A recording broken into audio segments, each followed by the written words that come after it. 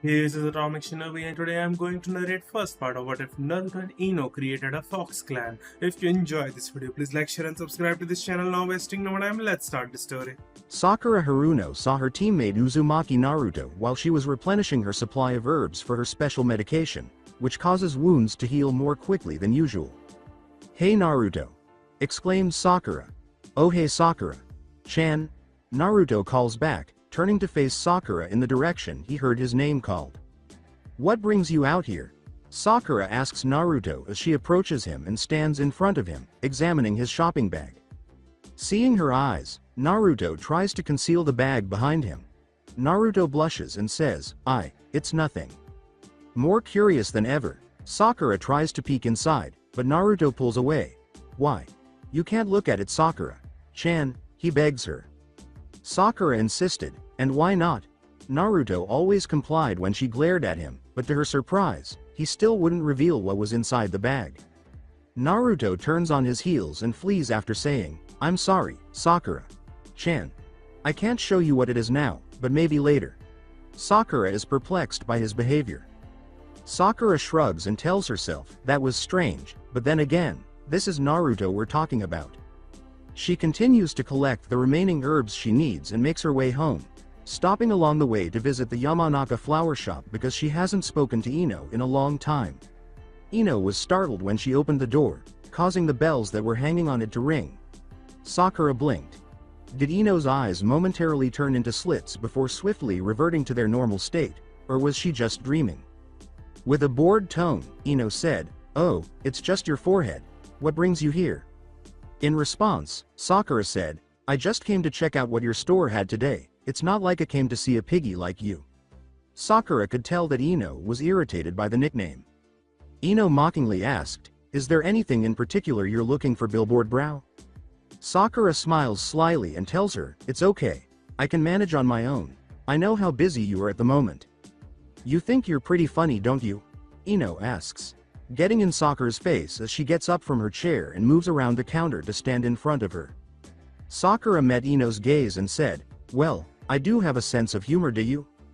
They would constantly insult one another in this way, getting under each other's skin, then laugh it off as harmless fun. They both glare at one another before exploding into laughter. Sakura admits, "Oh, I miss doing this." Ino tells her, "Yeah, we don't see each other enough." Sakura remarks, glancing suspiciously at her friend, "Yeah, why is that though? Lately you seem in a real hurry to go somewhere right after your shift." Under Sakura's scrutiny, Ino shifts uneasily and says, That's because I'm busy." "Busy with what exactly?" Sakura asks, raising her right eyebrow. Ino retorted defensively, "You know, with missions, and I do have a social life, you know." "Alright. I get it, no need to be defensive, Ino." Sakura tries to reassure her friend, but she saw that Ino was hiding something. In an attempt to resume the conversation, Ino said to Sakura, Yeah, but seriously, what brings you by?" Sakura gives her an honest response, saying, "Like I said, I wanted to see if you wanted to hang out after your shift is done." Ino apologizes, I actually already have plans, sorry Sakura." Sakura said sadly, "No, that's okay, it is kind of short notice after all." Looking at her best friend's disappointed face, Ino realized that although she wanted to spend time with Sakura, she had an important appointment that couldn't be postponed. "Maybe next time we can hang out, I'm sure I can get Naruto to cover for me and it's not like he'll be alone." Sakura questioned her, "Wait, Naruto? What's he going to cover for you?" Ino, suddenly aware of her error, makes a desperate attempt to prevent Sakura from misinterpreting her. It's a side job I'm trying out in between missions and the flower shop." Sakura asked, "And what's that got to do with Naruto?" Ino tells her tremblingly, "Well, you see, Naruto is also working there too." Unconvinced, Sakura asks, "Really? Why?" "Yeah, I was a little nervous being the only one there, so I kinda dragged him into joining with me." Ino replies with assurance.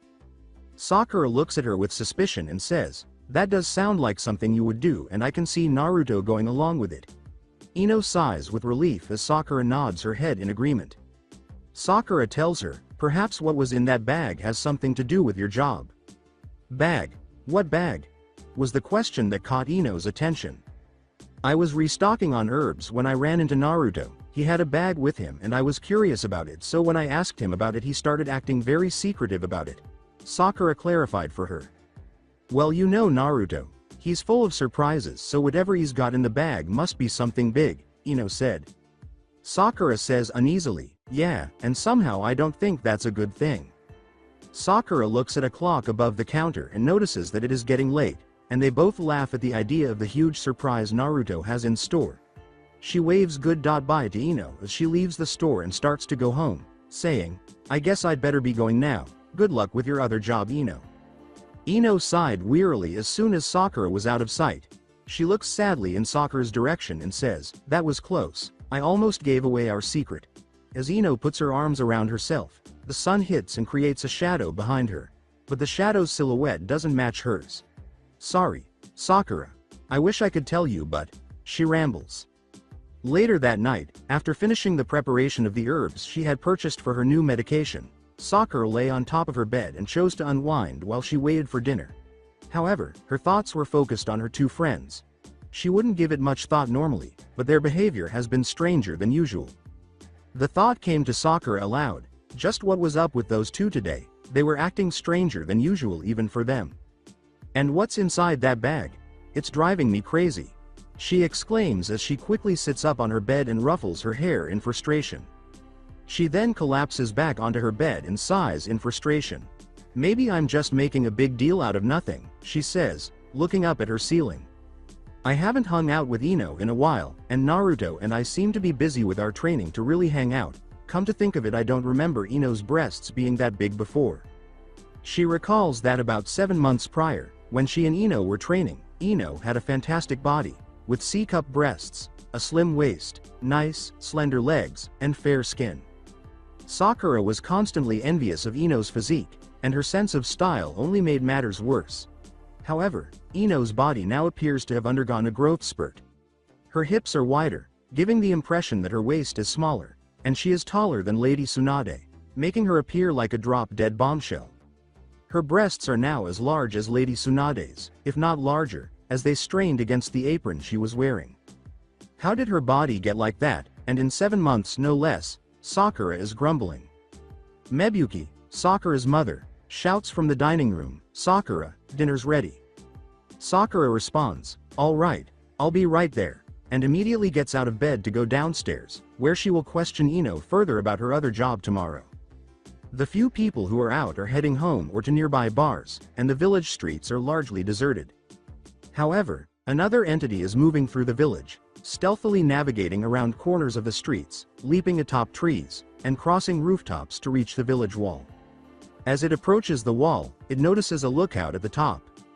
Thinking it might have to wait for an opening, it is taken aback when the guard abruptly stiffens and starts to move away, creating a gap for it to pass. It seizes the chance and rushes toward the wall, collecting chakra at its feet before scaling the wall and running into the dense forest on the other side. When it reaches a clearing, it spots a big, blonde vixen sitting in the middle of a wildflower patch. Her eyes and fur are glowing because of the moon, but this vixen is unique. She turned to see another blonde fox come out of the shadows and into the light when she heard a noise to her left. But the fox abruptly stood up, displaying his muscular body. His toned chest, six-pack abs, and powerful arms and legs would make any woman swoon. When the vixen stood up and showed off her voluptuous body, her wide hips, slim waist, nice firm legs, and enormous breasts that are much larger than the 5th Hokage Tsunade, a smile appeared on her lips. This is what every woman dreams of having, and what men swoon over. They approach one another at a leisurely pace, observing every inch of one another's bodies before coming to a halt just a few inches apart. Both of them are taller than the average man and woman. The female is 7 feet 4 inches and the male is at least 8 feet 5 inches. The vixen smiles sensuously as she raises her arms and encircles his powerful, muscular neck, while the male fox puts his arms around her waist and draws her into his toned chest. The two gaze into each other's slitted eyes, the male with blue slits and the female with light blue. Before lowering his head and planting a passionate kiss on the vixen's lips, the male smiles as he looks down at her enormous breasts that are pressed against his chest. As their kissing gets more intense, their tongues compete for supremacy. They eventually part ways, leaving a trail of saliva behind them. They pressed their foreheads together and inhaled deeply, smelling each other. It was the female fox who said, "I missed you." The man told her, "I missed you too. I wanted to hold you in my arms so badly." "Me too, I wanted to feel your comforting presence, but most of all I wanted to feel their presence too. I was anxious all day because I couldn't feel them near me." The vixen shifts tensely.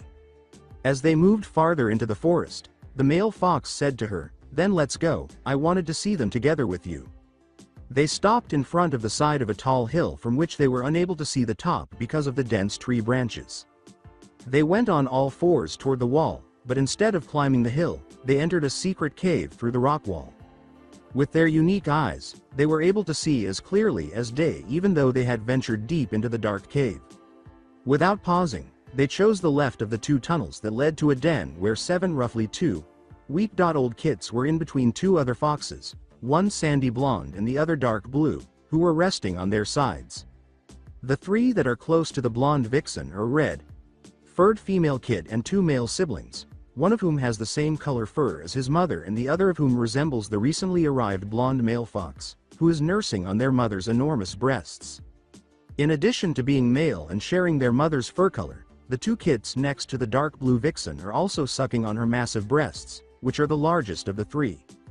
The final 2, a male and a female, have the same blonde fur as the recently arrived vixen, and after sensing their parents, they started to creep slowly in their direction. Sensing the movement, the 2 sleeping vixens' eyes snapped open and looked in the direction of the movement, but they quickly relaxed when they saw who it was. The vixens' eyes watered at the sight of them and hurried to pick them up. The sandy blonde vixen greeted them, saying, "Welcome back, you two." The dark blue vixen pointed to the 2 kids curled up in their mother's bosom and said, "These 2 missed you." As she nuzzled her young, the blonde vixen said joyfully, "Well, mommy missed her precious babies too." The other vixens shifted slightly to accommodate them. The blonde vixen settled into a comfortable position as her kits grabbed one of her nipples and began to suck. The vixens lay down in a tight circle, with their kits in the center still sucking on their mother's breasts. With a satisfied sigh, she puts her head down and observes her partner nuzzling the other vixens and his kits before he approaches her and follows suit. With warmth, the blonde fox said, "Good night, Ino-chan." Before he lay beside her and they all fell asleep, Ino gave Brielfi a tender kiss and said, "Good night, Naruto-kun."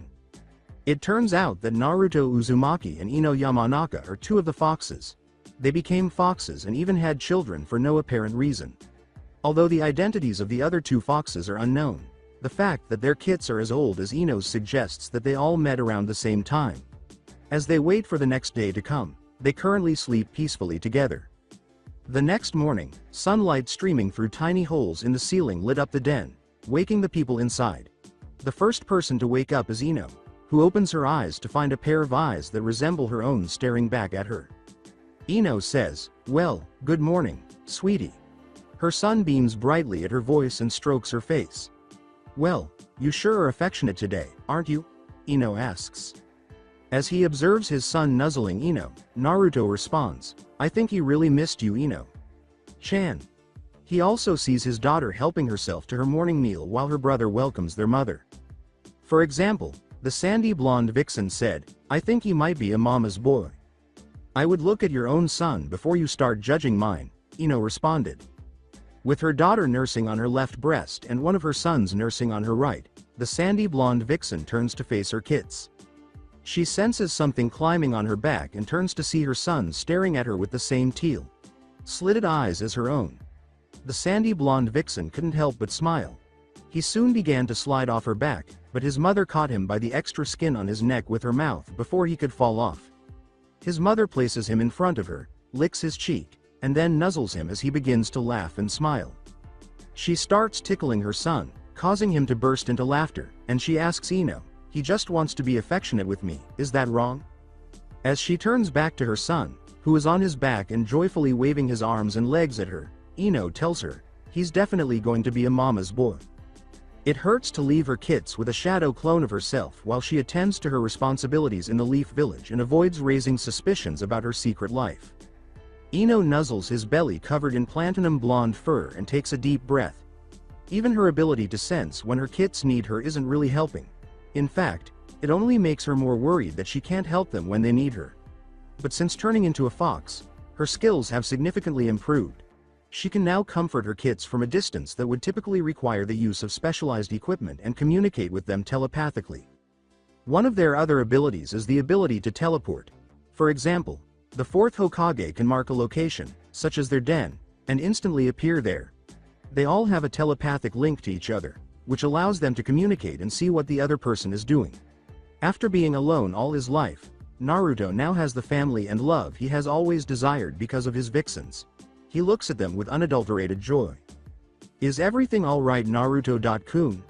The dark blue vixen is sitting upright with her legs beneath her in a proper sitting position, holding her twins while they suck on her enormous breasts as Naruto turns toward the voice. Yeah, I'm just really happy and grateful to all of you. Now that everyone was paying attention, the dark blue vixen asked in confusion, grateful?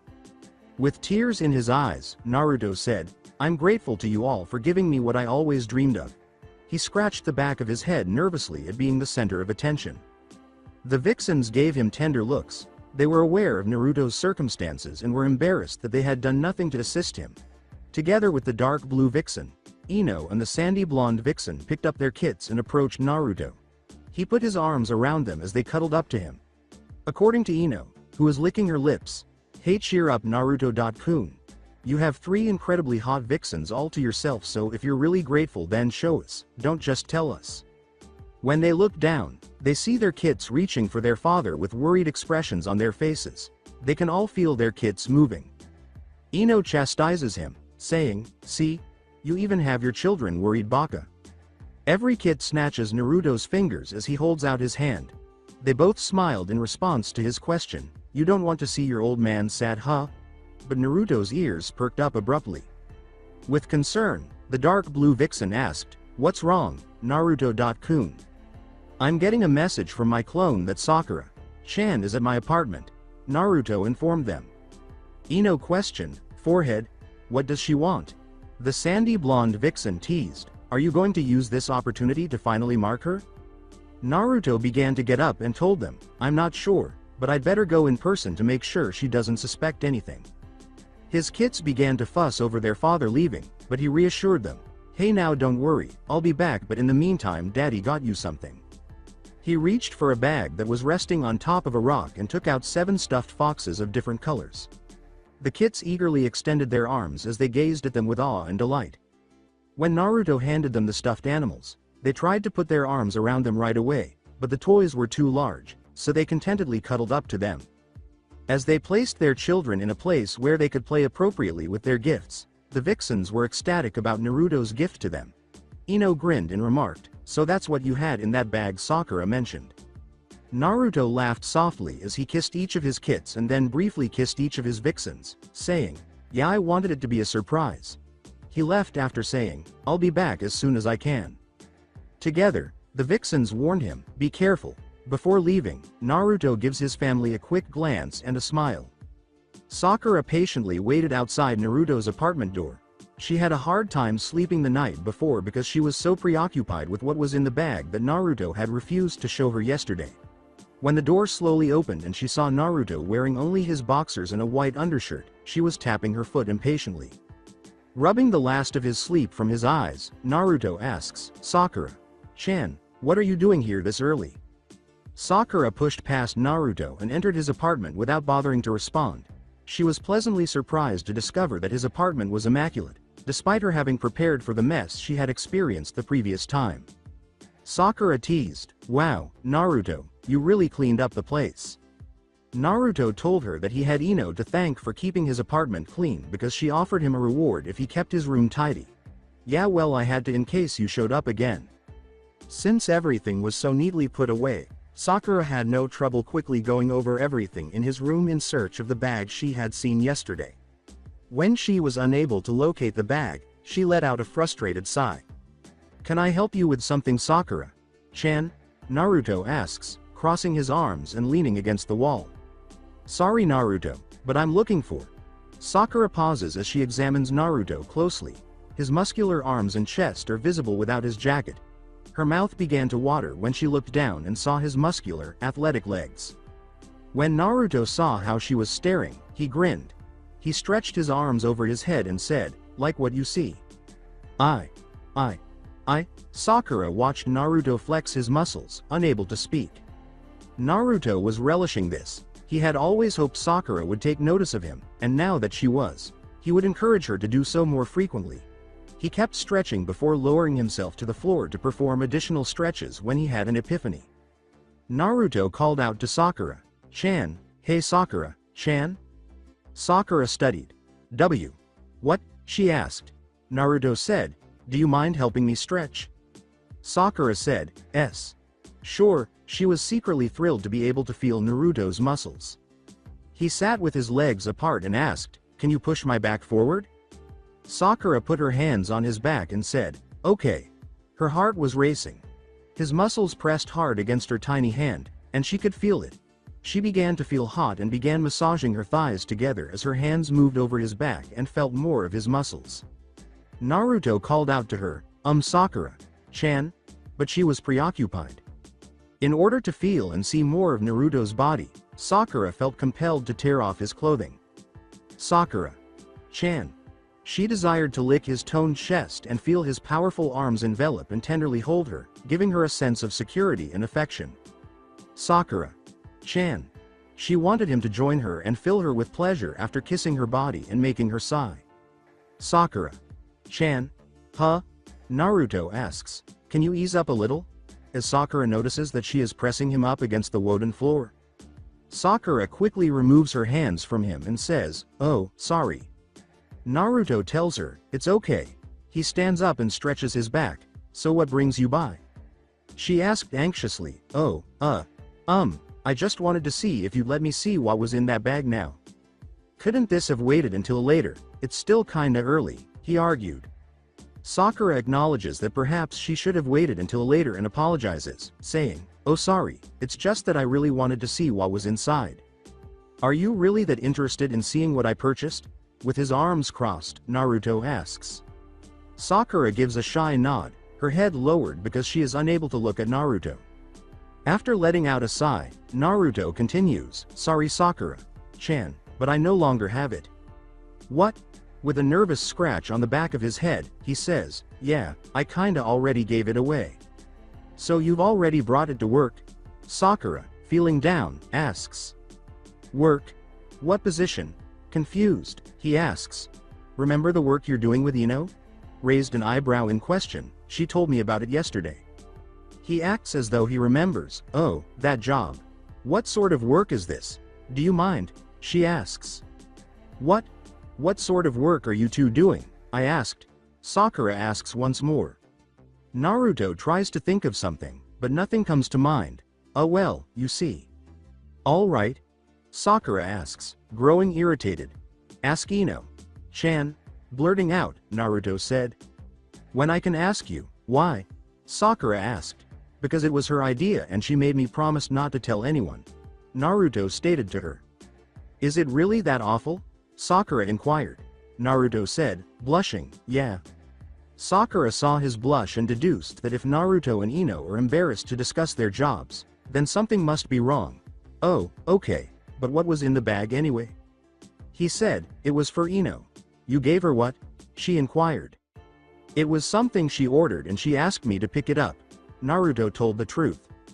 "Have you looked?" Sakura raised an eyebrow in question. According to Naruto, maybe a little. "What was it?" "I can't really explain, but when I handed it to her she said something along the lines of 'This will put me one step ahead of forehead,'" Naruto stated to her. "She did, eh?"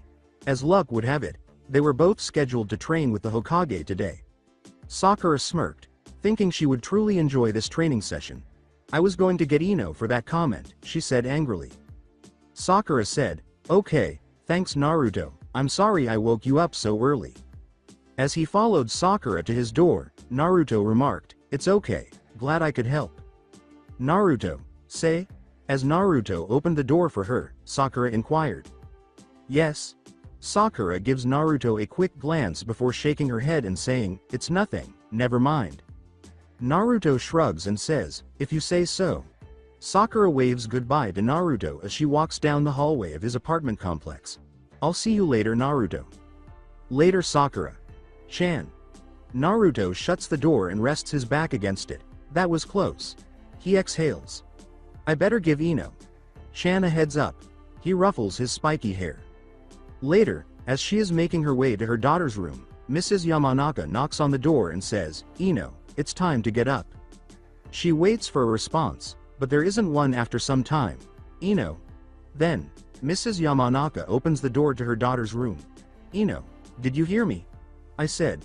She stops when she realizes she hasn't been in her room. In fact, it appears to have been empty since the previous evening. Last night, did she even return home? When Mrs. Yamanaka turned to go get Inoichi, she ran into something and started to worry. Hey, is the fire somewhere? Mrs. Yamanaka noticed that she had run into her husband, Inoichi. She worriedly told him, Inoichi-kun, Ino hasn't been in her room last night. He tells her, I just saw Ino working in the garden. What? Mrs. Yamanaka says, her eyes wide. Yeah, I saw her working on a new lot. When I asked her about it, she says that it's a secret. Inoichi informs her. Mrs. Yamanaka sighs and says, I see. Ino is planting new seeds for a particular kind of flower in the backyard.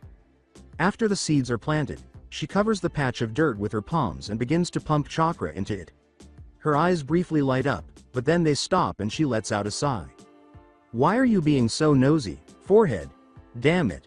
And now I have to make up a job that sounds believable, says Ino, irritated. She returns inside after finishing her gardening, where she sits down with her family to share breakfast. As she pours herself a glass of orange juice, Mrs. Yamanaka remarks, it's nice to enjoy a nice meal together as a family. What are you saying, mother? With more food on her plate than either of her parents could possibly eat, Ino asks. Well, you and your father are busy with your missions and training that we rarely get to spend time together as a family, so I have to treasure moments like these. She replies with honesty. Ino bites into her fork as she hears her mother's words, pauses, and considers whether she should be spending more time with her own family by taking them to the park or simply taking them for a walk to get some fresh air. Inoichi observes Ino's distant gaze and asks, is everything okay, Ino?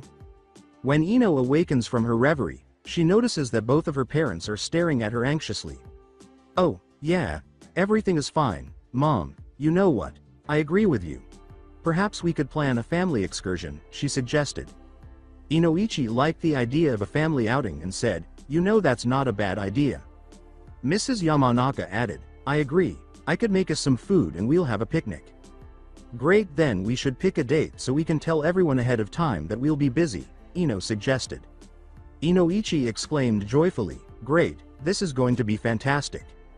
Maybe I'll be able to tell you guys about them during that time, Ino murmured.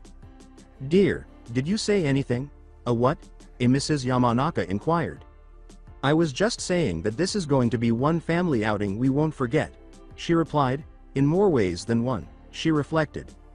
Inoichi remarked, that's thinking positive. When the family started eating again, Ino was already on her second helping. Her parents were amazed to see how much food their daughter was eating. Mrs. Yamanaka observed, I see you have a healthy appetite, Ino. With her cheeks full of food, Ino looks at her mother. She swallows it and uses a napkin to wipe her mouth. Yeah, well, I need a lot of energy and my training helps me burn unwanted calories, she said. With pride, Inoichi says, that's good to hear. Mrs. Yamanaka jokingly remarked, but the amount you eating is like eating for two. Ino, on the other hand, thought that was funny, but as she was about to make a joke about her food, she snatched up her juice and drank it until she felt the blockage go down her throat. That's not funny, Mom, Ino yelled in embarrassment. Inoichi told his wife, yes, dear, you shouldn't joke around like that. He thought the joke was concerning. Mrs. Yamanaka and her husband turned to Ino and said, oh, lighten up you two, it's just a comparison, unless Ino really is eating for two. I am not expecting a child, at least not anymore, she tells them. When Ino arrived at the training ground, where she and Sakura were supposed to meet the Hokage, she noticed that the Hokage and Sakura were working on some warm-up exercises. The family then resumed their meal and went about their daily routines. Tsunade said, Ino, right on time. To her. Sakura and Ino waited side by side for the Hokage to give them instructions on their next course of action. Alright, for today I want you two to engage in some light sparring so I can assess your current skill level and to see what areas you've improved and need improvement, Tsunade stated to them. What are the spar's rules? Sakura inquired. You can use 3 training kunai and 5 training shuriken. And 4 paper bombs for training. Other than that, Tsunade told them, you can use whatever jutsu you want, as long as it doesn't seriously injure your opponent. As Ino stretched and Sakura put on her gloves, they both nodded and positioned themselves opposite one another. Ino, are you prepared? Sakura asked with assurance, knowing that even though Ino made it difficult, she always prevails in these spars. Ino teasingly said, bring it on, forehead. She had a few surprises for Sakura. Alright, get started, as Sakura began by concentrating chakra into her right fist and striking it against the ground, shattering it, Tsunade exclaimed. Sakura used this opportunity to launch a training kunai with a training paper bomb attached to it, but Ino saw it coming and threw a training kunai to deflect it, followed by a training shuriken. Sakura dodged it by bending backwards, but when she straightened up, she saw Ino in a familiar pose. Ino was caught off guard when the ground beneath her abruptly split and large pieces of ground shot up, but she managed to regain her footing and backflipped away from the area of attack. Jutsu Mind Transfer. As her body goes limp, Ino declares. Quickly looking around, Sakura reaches for the big rock close to her, grasps it firmly enough that her fingers dig into it, pulls herself to the side just in time to avoid Ino's attack, and then uses that same momentum to charge at her. I got you, Ino. Sakura thinks as she tackles Ino onto the ground, but as soon as they hit the ground it suddenly turns into mud. What's going on? Sakura is taken aback, but then Ino comes out of the mud entirely untarnished. As she soiled on top of the mud, Ino teasingly said, got you, forehead. When did you do this, Ino? Sakura stood up to use her chakra to stand on the mud and asked. You didn't think I'd leave myself unprotected, did you? You fell for the same trick again, billboard brow. Ino laughed at her companion. As she slammed her fist into the mud, causing it to explode, Sakura cautioned her, don't get too full of yourself, Ino. Pig. As she touched down on the other side of the now empty mud pit, Ino remarked, nice going, forehead. Sakura was about to launch another attack when she said to Ino, a soothing mud bath is nice and all, but I'm not in the mood for it right now. As the patches of mud that are dispersed throughout the field changed into Ino, Ino said to Sakura, that's too bad, I prepared something special just for you. Clones of mud. As Sakura became aware that she was surrounded, she thought. With her mud clones closing in on Sakura, Ino teasingly said, thanks for helping with dispersing them. Sakura ducked an incoming blow and retaliated by punching the mud clone in the stomach, which caused it to splatter in mud. Another mud clone attacked from behind, but she managed to flip it over while simultaneously grabbing onto its shoulders and throwing it straight into the other mud clones as she finished her flip. 2 mud clones attacked from her left and right, and she ducked a blow from the one on the left and grabbed the leg of the one attempting to kick her. She then punched another mud clone, which turned back into mud, and she made a frantic run towards the real Ino, jumping towards her. She threw a punch at the mud clone, which connected, but she later turned into mud. A clone? Sakura exclaimed out loud. Sakura, right behind you. Sakura turned around to see Ino with a kunai in hand as she attempted to stab her. Sakura managed to catch the kunai in between her index finger and middle finger. Ino looked at her shocked before hearing the kunai bend in between Sakura's fingers, causing her to gulp. Sakura attempted to punch Ino, but she dodged it by leaning her head to the side. Sakura then reeled her left leg back as she prepared to kick Ino, who couldn't dodge it, so she crossed her arms in front of her as Sakura kicked her. Ino was sent flying from the force of Sakura's kick but stopped when her back collided with a large boulder. Sakura ran towards Ino as she was struggling to get up. She gathered chakra into her fist as she closed in on Ino, who managed to get to her feet and threw a punch that would surely knock her out. But to her shock, Ino raised her right arm and caught her fist. Her head was down as she was panting, but when she raised her head to look at Sakura, her eyes have become slits. Sakura couldn't believe what she was seeing, but before she could think any further, Ino pulled her fist back and threw an uppercut, hitting Sakura underneath her chin and sending her airborne. She later jumped up at Sakura and grabbing both her ankles and spinning them both forward and throwing Sakura towards the ground. Sakura lands violently and rolls across the field before stopping. Realizing what she just did, Ino quickly sprints towards her and kneels next to her to check her condition. How is she doing? As Tsunade approaches, Ino turns to face her and tells her, she's okay, she's just knocked out. Sakura was fine except for some bruises when Tsunade leaned down to examine her. That was some hit, Ino. Since when were you capable of doing that? She inquired. Just recently, but this time it was more of an impulse response, Ino acknowledged. Tsunade tells her, I see, then you might want to work on that. When Ino says, yes, milady. I suppose that's it for today. Would you mind bringing Sakura home with you? Tsunade inquired. As she carefully lifted Sakura and put her left arm around her shoulder for support, Ino said, oh sure, no problem. She moved slowly towards Sakura's house, but she sensed that someone was following them as she was moving through the crowded streets. She hurried through the crowds to try to get rid of the person, but she could still feel him close by. She turned around a corner and waited for him, seeing his shadow move toward the corner before it retreated. She waited for a few more minutes, but she assumed that whoever was following them must have thought he had lost us because she bumped into someone when she turned around. Are you trying to find me? The voice caused Ino's eyes to widen, and she instantly retreated. Her eyes turned into slits as she got ready to fight, but it wasn't necessary. Why did you respond that way? I figured you'd be happy to see me. Naruto.kun. When Ino saw her mate, she was taken aback, but her surprise quickly gave way to annoyance. Why are you approaching me in such a surreptitious manner? Sorry, Ino. Chan. I didn't mean to. I saw you earlier carrying Sakura.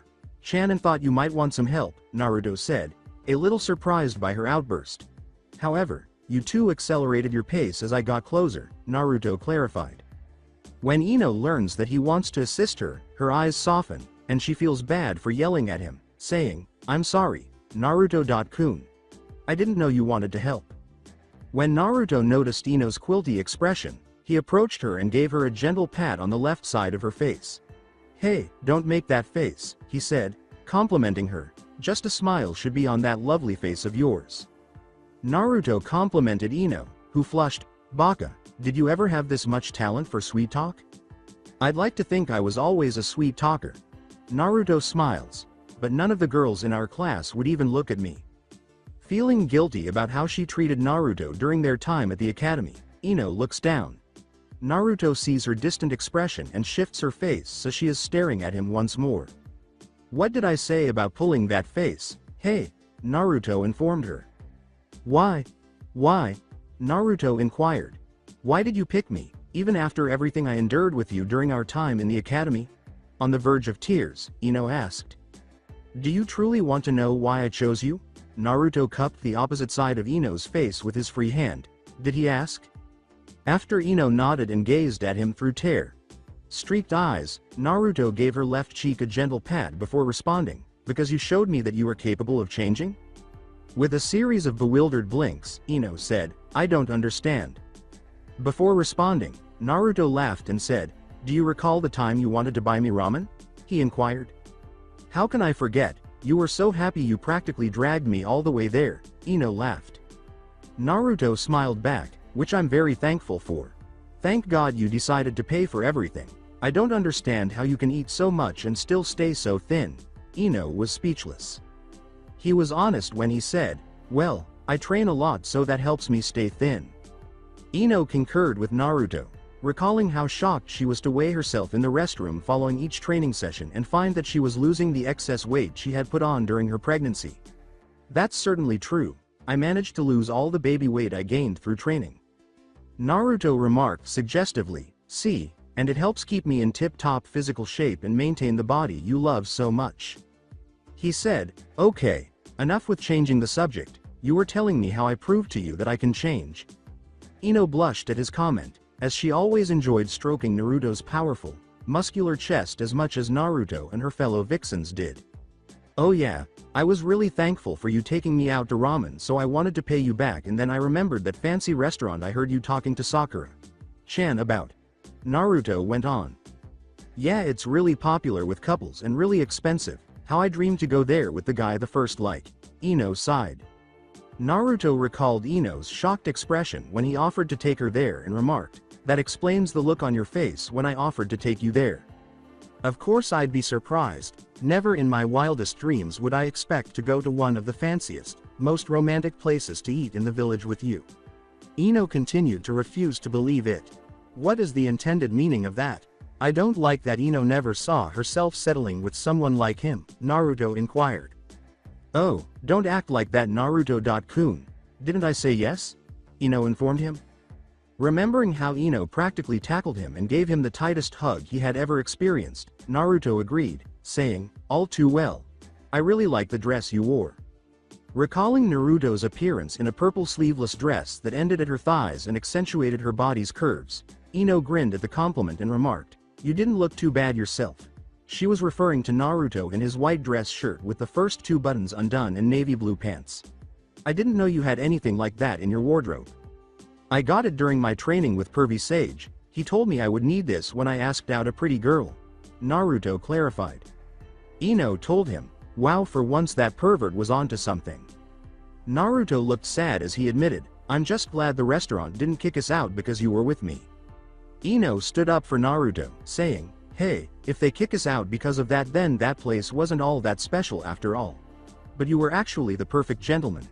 She said, recalling how Naruto held the door for her and pulled her chair back. It was these small gestures that made her enjoy the evening and gave her a new perspective on Naruto. Naruto told her straight out, I wanted you to really enjoy yourself, Ino-chan. Ino laughed and remarked, oh, I did enjoy myself, and the jealous looks on the other girls were priceless. Ino stopped laughing and turned to look at Naruto when he said, you really surprised me though, Ino. What are you saying? She inquired. You were committed to your training and wanted to master your clan's jutsu, which you'll be passing on to our children. Naruto complimented Ino, making her blush once more. During our evening at the restaurant, I really got to know the real you. You told me about your passion with flowers, and even though everyone knew you loved flowers, I bet they don't have the slightest idea how dedicated you are to your passion and the hard work you put into it. After I dropped you off at your house, I asked you out again because I wanted to learn more about you. Ino made a list of all the dates Naruto had taken her on, saying, which I said yes of course, you took me out to pick some wild flowers, and on our 3rd date you took me swimming in a secluded lake. Remember when we went on our last date? As he took Sakura from Ino and laid her on his back, Naruto asked her with a smile. How can I forget, you took me on a romantic picnic on top of the Hokage monument, Ino sighed. Do you recall what transpired next? Naruto posed a suggestive question. At the thought, Ino flushed violently, saying, I could never forget that night, it was the night you seduced me. You were seduced by me? Naruto raised an eyebrow in question. What other explanation is there for the full moon, the stars visible, the ideal weather, and the lovely village view? Feeling hot as she reflected on what had transpired that evening, Ino explained, it was clear you wanted to get me in bed with you, and it worked. And I suppose that the way you clung to me and putting me in contact with your breasts, not to mention how your hand kept caressing my thigh and the perfume you put on, wasn't you trying to tell me to make love to you? Naruto countered. Naruto Uzumaki, are you implying that I was attracted to you? With her arms crossed, Ino asked. Naruto responded, that's exactly what I'm saying, Ino Uzumaki. Ino was surprised. Ino reprimanded him, saying, Baka, don't say my full name out in the open. Since he marked her, the other vixens have all adopted his name. But I just love hearing it. Ino Uzumaki has a very nice ring to it, he was grinning. With a sigh, Ino grabbed the sides of his face and kissed him on the lips, murmuring, Baka. As she deepened the kiss, they both heard mumbling, which caused them to immediately separate and look around for the source. They then turned to face Sakura, who was mumbling something before nodding off again. With relief, Ino remarked, oh, it's just forehead. Naruto suggested, perhaps we should get Sakura home first, and then we can have some time together. Ino nodded in agreement. As they traveled to Sakura's house, Ino filled him in on Sakura's day and what had happened to her. So you and your family are going to have a day off to yourselves, huh? Replied Naruto. Ino said, yep, and then looked around uneasily. Naruto questioned, what's the matter, Ino-chan? Naruto stopped walking when Ino said, well, I was thinking maybe we could do something like that. Naruto-kun. Naruto turned to face Ino and asked, the whole pack or just the 4 of us? Ino said hesitantly, well, the 4 of us.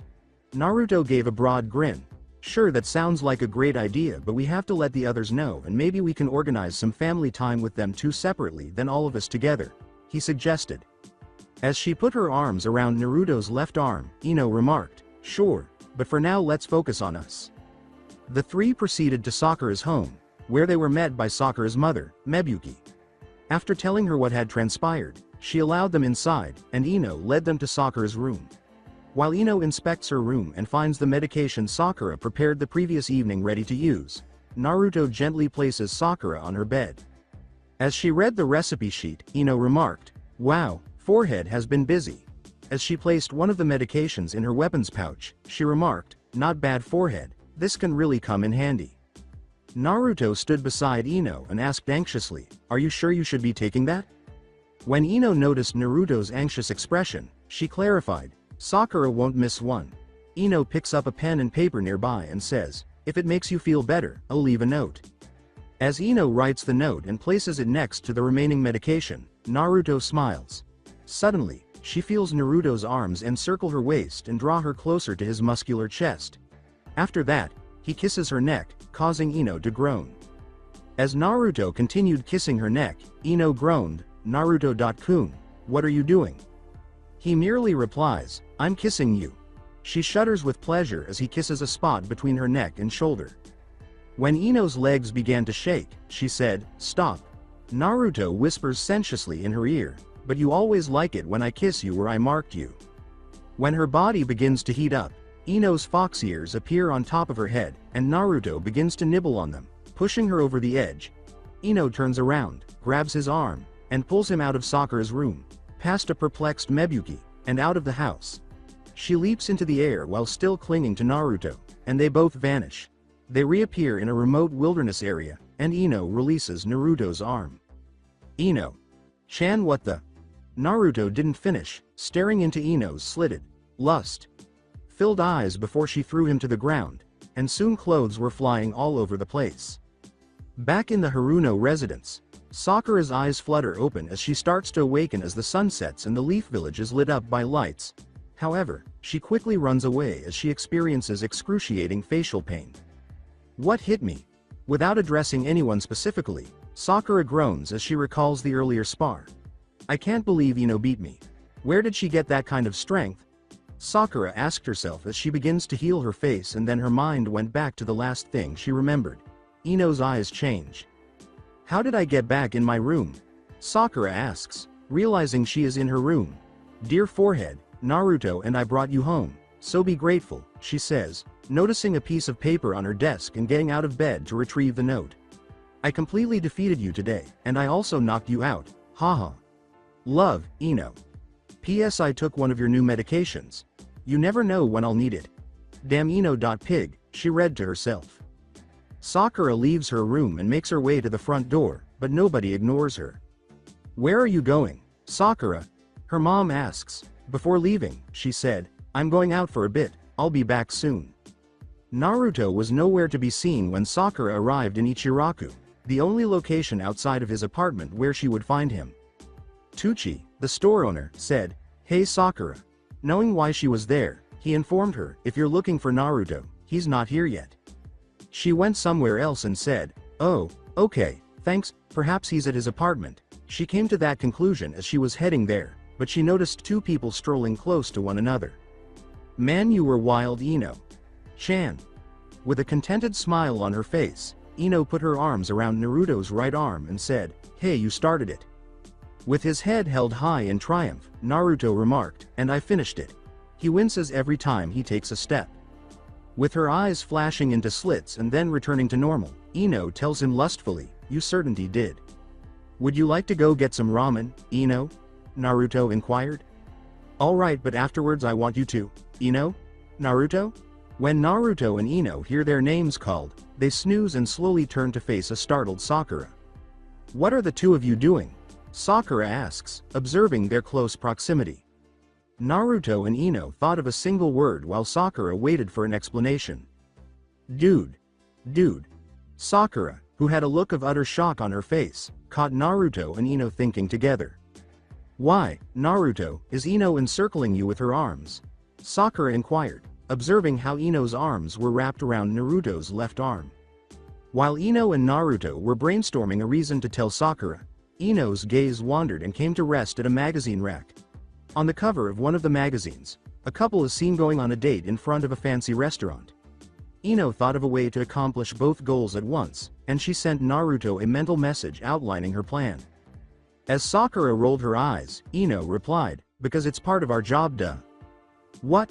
Sakura blinked, uncertain if she had understood Ino correctly. "Recall how I mentioned I had another job and included Naruto in it. Our job is to check out places that couples might want to go on a date and rate them," Ino said, to which Sakura nodded.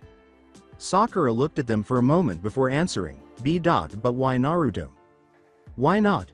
Sakura and Naruto stared at her in shock as Ino answered casually, "Let's face it, Sakura, if I choose any other guy they would be lusting after my hot body." Ino pointed to her well-proportioned body. "Why didn't you ask Shikamaru or Choji?" Sakura inquired. "Choji only made remarks about the food, and have you tried spending time with Shikamaru? He prefers to lie on his back and gaze at the clouds. It's all a drag to him, and he's too lazy to even visit the places, some of which are outside the village and the land of fire." Ino told Sakura as if it were the most obvious thing in the world. Sakura then focused on Naruto, asking, "What made you agree to this?" Nervously, Naruto scratched the back of his head and said, "Well, you see." When he was unable to think of an excuse, Ino saw his upset expression and decided to assist him by coming up with a line of thought. Naruto told her exactly what Ino had told him in his mind. "It's practice for when I ask out a girl. You're paying for everything, isn't that right?" Knowing that Ino had some rather upscale tastes, Sakura teased. Ino, who was well aware of Sakura's meaning, defended Naruto by saying, "Of course, Naruto has been the perfect gentleman." As he gave Ino a smile that made her flush, Naruto explained, "The place we're working for pays us well enough so my wallet doesn't suffer when I treat Ino like the princess she is. Okay, I'll just leave you to get back to what you were doing, bye." Sakura was shocked that Naruto had said that, but even more shocked that he had actually caused Ino Yamanaka to blush. "Is the world ending?" As she turned around and fled, she told them. After a few minutes of waiting, Naruto and Ino exhaled in relief as they saw Sakura vanish around a corner. In Naruto's words, "That was close," Ino remarked irritably, "Yeah, but now she'll be suspicious of us." Naruto began to say, "Well, look on the bright side." Ino then raised her right eyebrow in his direction. "What's the upside?" Her tone was slightly sarcastic as she asked. Naruto finished grinning and said, "At least we can go out without having to worry about Sakura asking what we are doing." After giving it some thought, Ino concluded that Naruto was correct as she had always been afraid Sakura would find them whenever they went out, but now that they had a pretext for their dates, Sakura wouldn't snoop around anymore. "I guess you're right for once." Before bringing his face closer to Ino's as he prepared to kiss her, Naruto put his arms around her waist and pulled her toward him. "I resent that," he said. However, Ino abruptly thrust her knee into his stomach, causing him to lose consciousness before he could take action. "You did that, but why?" While holding his stomach and on his knees, Naruto uttered those words. Ino started to leave, saying, "Baka, you know better than to do that in public." While still clutching his stomach, Naruto stood up and followed Ino, saying, "You could have at least given me a warning." Sakura, who was on top of a nearby building, was closely observing Ino and Naruto as they went down the street. That Naruto, what was he thinking putting his arms around Ino like that? Her reaction was to be expected. Sakura said aloud, thinking about what they had told her and how it would explain why they had both been acting strangely.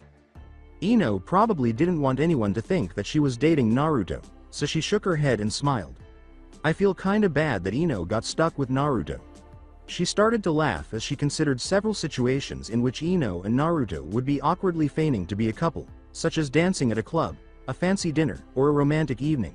However, she recalled how she had found them, and found them both looking very happy.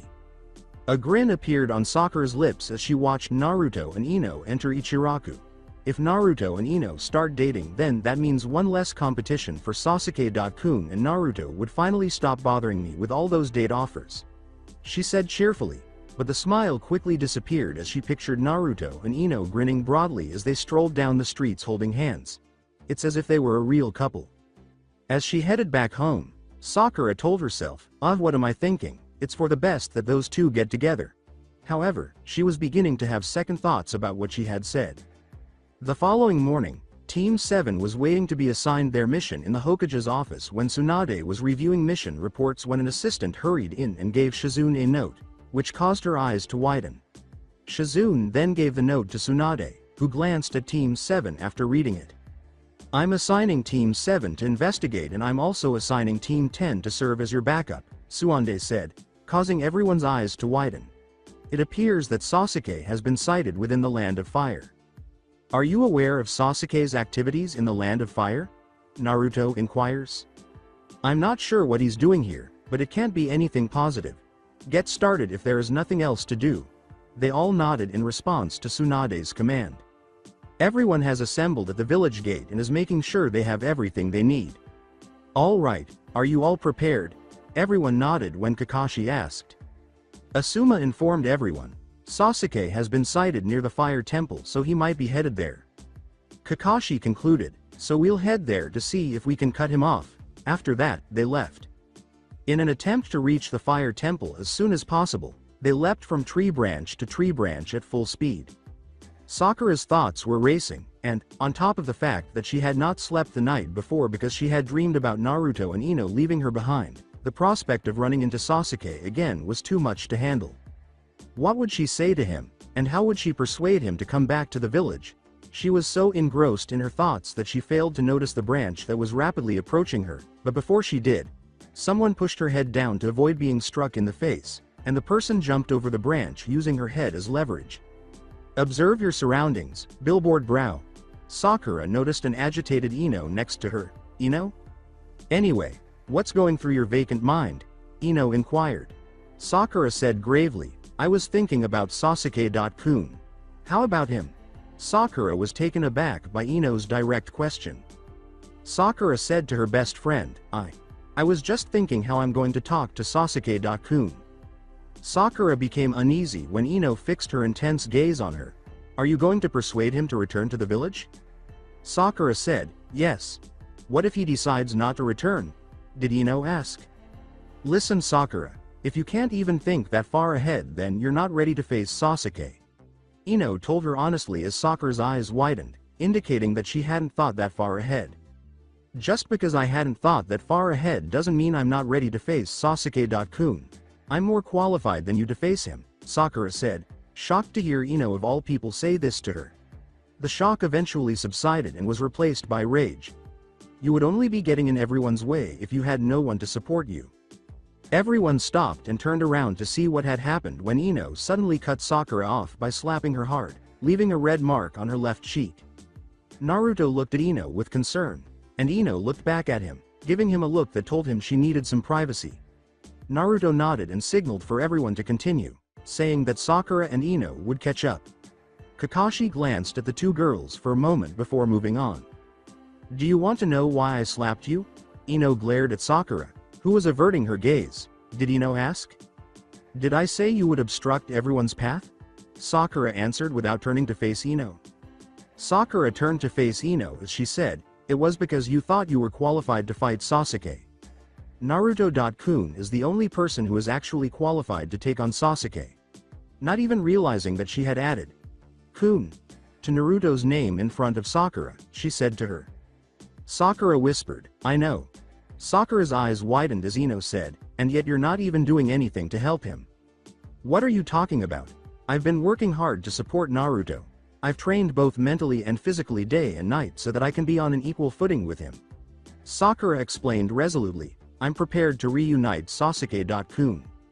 But when the time comes, all you do is watch from the sidelines as Naruto-kun takes care of everything, Ino informed her. I know that in the past I didn't take my training seriously and it wasn't until our draw during the Chunin exams that I really started to take a long hard look at myself and you know what I saw. Sakura opened her mouth to protest but kept quiet when she realized Ino was right. Ino took Sakura's silence as a sign to continue. After Sakura shook her, Ino grinned and answered, a gorgeous, seductive kunoichi. Ino. My forehead lightened, but I'm kidding. I realized that I still have a long way to go before I'm strong. Ino said, "But now I've surpassed you, Sakura. Our spar yesterday was proof. I found something worth fighting for, something I would gladly give my life for, and I'm not going to let anyone take it away from me." Sakura smiled as Ino said, "I started training with my dad to master all the clan's jutsus and even started training with you and Lady Tsunade. Although you did have the advantage against me." Ino then crossed her arms beneath her enormous breasts and assumed a superior stance. With wide eyes, Sakura gazed at Ino, who exuded an aura of strength, confidence, pride, and something else that she couldn't quite identify. It was the same aura that her mother exudes, so why was Ino giving off this aura, and why did she seem so uninterested in Sasuke when she brought him up? It didn't make sense. Sakura then glanced at Ino's impressive bust, wondering how in the world she managed to make her rack as big, if not slightly larger, than Tsunade. Was it her diet, or did she find a way to increase breast size and was keeping it all to herself? Ino grinned knowingly. With a smug smile, Ino said, "That's another thing, I surpassed you in forehead." Sakura turned to face her, flushed from being caught. Ino giggles at Sakura's flustered face before she reminds her that they need to catch up with the rest of the group. As they made their way across the treetops, Sakura kept casting quick glances at Ino. She kept playing back their conversation and noted how Ino spoke to her in a tone of boredom and uninterest when she mentioned Sasuke. In the past, Ino would gush over the mere mention of Sasuke's name. They had ended their friendship because of their rivalry over Sasuke's affection, so for Ino to suddenly go from being obsessed with Sasuke to not caring if he even exists was impossible. She then analyzed how Ino carried herself lately. Sure, Ino always carried herself with confidence in both her skills and appearance. But as of 2 weeks ago, Ino had an extra spring in her step, like she was on cloud 9. Then whenever she stopped by the Yamanaka flower shop to see her, Ino would be on edge, like she couldn't wait till her shift was over, and when it was she would bolt right out of the store. She once caught Ino stare longingly and a bit of jealousy at a mother playing with her baby as she showed him the pretty flowers. It was definitely odd for Ino to feel jealous of a mother playing with her child. Could Ino be considering becoming a mother? As they continued to travel in silence, Sakura thought, "I need to look up what kind of eyes they're before I can make any assumptions." She then focused on Ino's eyes, which for 2 brief moments became slits, and she shook her head at the thought, saying, "It's way too soon for Ino to be a mom, much less be thinking that." When they finally reached the fire temple, they were shocked to see it in ruins. What took place here? Sakura gazed at the devastation and inquired. She ran towards the fire temple without Ino's response, and Sakura soon followed, both of them noticing monks lying on the ground, battered and beaten, before spotting their team and Asuma talking to one of the monks. "They captured Chiriku?" Asuma inquired in shock. "Yes, 3 of them were present. 2 of them had red cloud patterns on their black cloaks," the monk started. "The Akatsuki?" As Sakura and Ino joined them, Naruto remarked. When Ino heard the organization's name, she became anxious and just stared at Naruto. Kakashi questioned, "What about the 3rd person?" He gestured to Naruto, Shikamaru, and Shoji and said, "He looked like a young man roughly the same age as your young friends here." "He was employed by the Akatsuki, then?" Asama inquired of the monk. "I don't think so. He appeared out of nowhere inside the temple, and before we could ask what his business here was, the temple doors were blown open and the 2 members of the Akatsuki showed up." The nun responded. "We engaged them in battle, but we were easily overpowered by the young man. The only ones that managed to hold their own were the 2 Akatsuki members." "How is Chiriku doing?" Asuma inquired. "He made every effort to stop them, but despite his best efforts, the person remained upright despite his repeated strikes with the 3-bladed scythe." The monk informed them that the young man's swords rendered Chiriki's attacks ineffective.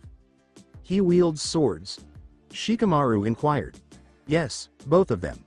One was as white as snow and the other as black as the night." Before lowering his head, the monk informed them that the young man would always block their attacks with one of the swords and laugh as they were rendered useless. Then he struck Chiriku down with a single slash. The monk's voice was sorrowful. Another monk walked up to the group and said, "He laughed as he did it too." "How are things going for everyone?" "What?" inquired the first monk. The second monk said, "A little worse for wear, but all right." While the others looked for the monks, you 3 Sakura, Ino, and Naruto assist them. Asuma commanded, "Hopefully, they haven't gone too far." "Wait, why can't I?" Kakashi interrupted, saying, "Because you're their target, Naruto. It's better if you stay here. Don't worry Naruto, you'll get your chance against them, Kakashi said, grinning beneath his mask as Naruto complained in frustration but complied. Oh, before I forget, there's something else you should know, the nun replied. What is it? Asuma inquired. When the two members of the Akatsuki took Shuriku, the young man called out the name of what I believe to be a hidden accomplice, said he. What is the name of the accomplice? Choji inquired. Sasuke. When the Konoha shinobi heard the name, their eyes widened. Sakura was about to say something when she felt someone grab hold of her shoulder, but before she could tell him to let go, the look Ino gave her silenced any protest. Kakashi nodded before he, Sai, Asuma, Choji, and Shikamaru set off, and Sakura and Ino started tending to the injured while Naruto helped them. After 2 hours, they all decided to take a break, and they sat on some crates in a circle, and Sakura just stared into her tea as steam slowly rose from her cup. Naruto and Ino looked at her anxiously, and as she opened her mouth to speak, they noticed one of Sai's ink birds flying towards them. Naruto opened a scroll, and the bird merged with it, producing words. What is it saying? As Naruto read the message, Sakura inquired. As they hurried in the direction the message indicated the others were, Naruto only said, they need our help. A number of shurikens suddenly surrounded them as they hurried through the woods, emerging from the nearby trees. Sakura looked at the approaching shuriken and remarked, we can't avoid them. As her eyes shifted to slits before turning yellow, Ino said, forehead, I'm going to borrow your body for a bit. Sakura started to say, what are you? But her eyes glowed yellow and she felt her mind being pushed away. With Sakura's body now under Ino's control, she ordered it to imitate her actions. They both gathered chakra in their hands before clapping and sending a shockwave that knocked the shuriken away. Not bad. They shuddered as a voice reverberated around them, and Ino let Sakura's thoughts wander as she looked around. The voice said, Ino, you've changed since I last saw you. Exhibit yourself. As Sakura's senses returned, Naruto yelled. Then, as Ino's eyes widened, she noticed someone approaching from behind a tree in front of them. Naruto could sense her surprise and turned to see a familiar face. Sasuke. Naruto yelled in surprise. Sasuke said, nice to see you dope. Sakura was shocked to see Sasuke standing directly in front of them. Sasuke-kun? Sasuke. Why are you here? Without lowering his defenses, Naruto questioned. The monotone voice of Sasuke said, I guess you have not heard yet. Heard what? Ino asked, watching him intently. Their eyes widened in surprise as Sasuke responded, that Orochimaru is dead. Did you murder him? Naruto inquired. Sasuke told them, somewhat irritated, I was about to but someone else stole my kill. Who? Given how difficult it is to kill a snake like Orochimaru, Ino inquired. Sasuke replied to Ino, it was one of the members of my team. What made you attack the Temple of Fire? Naruto made a demand. Simply put, Sasuke said, I didn't. Could you please elaborate on that? Ino inquired irritably. We arrived because the Akatsuki were going there. We only wanted the 2 Akatsuki members, but my teammate was defending himself when he was attacked by the temple monks. Ino asked him, just who is THS teammate of yours? They began searching for Sasuke but were unsuccessful. He simply stared at them for a while before disappearing. Sasuke whispered behind Ino's ear, he's someone with great power. Ino attempted to strike Sasuke with her right foot, but he sidestepped it. Sasuke looked into Ino's angry eyes and remarked, I didn't expect you to react like that, Ino. Like I didn't expect you to pull a stunt like that, Ino sighed. As he observed Ino's striking features, Sasuke remarked, you've definitely changed more than Sakura, in more ways than one. He felt bloodlust suddenly as he narrowly avoided Naruto's claws wipe, but he couldn't stop another Naruto from approaching from behind and punching him in the face, sending him flying through multiple branches before finally coming to a stop when his back struck a tree. Sasuke wiped the corner of his mouth from blood and slowly rose from the tree, asking, what's with you, dope? Sasuke was instantly confronted by Naruto, who used his right hand to grab him by the throat. Naruto threatened, saying, watch what you say, Teme, it could be the last thing you ever say. Sasuke activated his Sharingan and asked, is that so? He looked directly into Naruto's eyes, and both of them were in a damp sewer instead of the forest. Naruto grinned and remarked, "Don't think you got me." Sasuke was taken aback by Naruto's ability to break his Sharingan when the scene abruptly changed from a sewer to a lovely field of flowers. But how? Naruto told him, "It's thanks to my lovely partner." Suddenly, the wind picked up and gathered many flower petals, forming Ino. Going to Naruto's side, Ino remarked, "Now this is a much better scenery than that mucky sewer." Sasuke eyed Ino closely and asked, "Since when were you capable of countering my Sharingan?" Which made Naruto tighten his hold on his throat. Naruto commanded, "Hey, eyes where I can see them." As she stood next to him, Ino said, "You can let him go now, Naruto-kun, he won't be doing anything." Naruto obeyed, releasing his hold long enough for Sasuke to break free and retreat a few feet. While massaging his neck, Sasuke inquired, "All right, what's going on?" Ino took a note out of her weapon pouch and said, "You tell me. You snuck this into my weapons pouch when you got close to me. It said to meet you in the designated spot and come alone." Sasuke said, "I just wanted to talk." "About what?" Ino asked, her eyes narrowing. Sasuke grinned and said, "About whether you're interested in being with me." After a brief period of silence, Ino finally spoke, "Are you serious?" According to Sasuke, "I am if you are." With her head lowered and her body shaking, Ino stood silently. Naruto stared at her worriedly until she burst out laughing. Ino was holding her stomach while she laughed, and Naruto and Sasuke in particular were staring at her bewildered. Sasuke asked, irritated that she was making fun of him, "What's so funny?" Sorry, it's just, I find it ironic that in the past I wanted to get you to notice me but you didn't seem to care, and now when you're finally showing interest in me, I have already moved on to someone else." Ino explained as she wiped away a few tears. Inquisitively, Sasuke asked, "Moved on, to who?" Ino crossed her arms and said, "Before I tell you, let me ask you something. What are you going to do now that Orochimaru is gone?" As though it were clear, Sasuke declared, "I am going to kill my brother." "Then why did you want to ask me to be your partner?" did Ino ask. Sasuke responded to her by saying, "I intend to rebuild my clan in the event that I do kill my brother." "You want me to be a factory baby?" Ino asked, trembling with anger. Sasuke informed her, "No, I also want a partner." "But why me?" "I understand that I'm attractive, alluring, and everything," boasted Ino. Sasuke informed her, "It's because you're from a well-established clan." "I see how it is, you want someone who's on the same class level as you." Ino let out a sigh. "I'm interested in that kind of person. You're the same, right?" Sasuke informed her, "That's why you went for me." "Yes, it was the reason, but that wasn't the only reason," Ino said after pausing for a moment to consider the situation. As she glances at Naruto, Ino says dreamily, "I wanted someone who will be there for me, who will comfort me when I'm stressed, and who treats me like a treasure."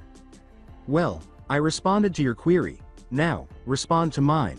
With whom did you move on?" Sasuke inquired.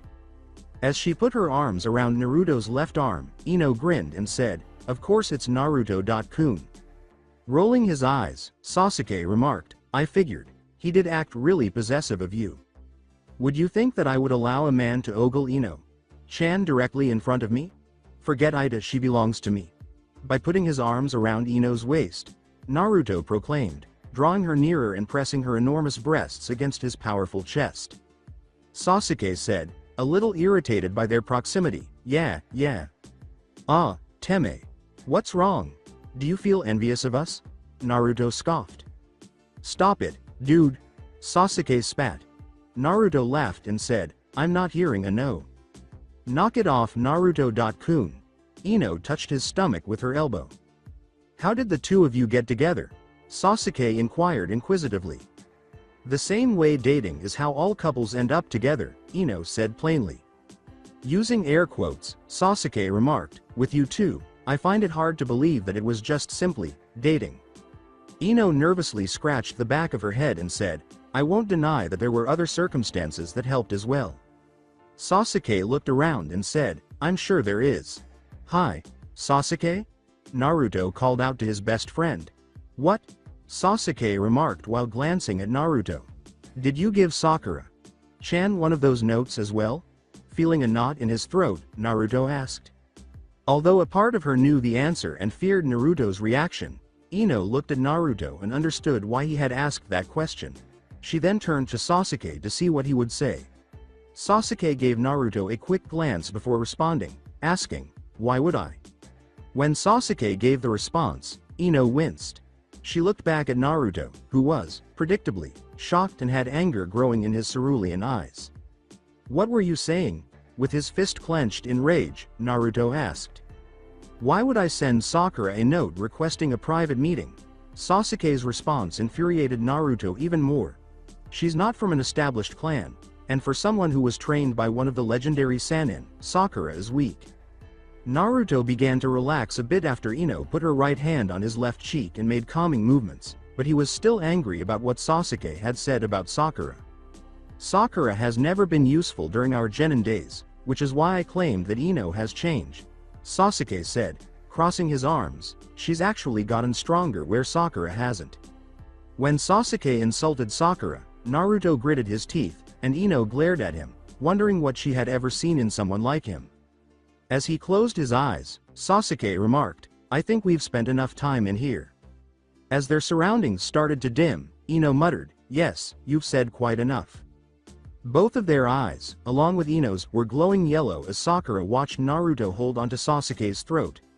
However, as the glow began to fade, Naruto let go of Sasuke's throat. As he turned to go, Sasuke remarked, "HMPH, later." Sasuke.kun.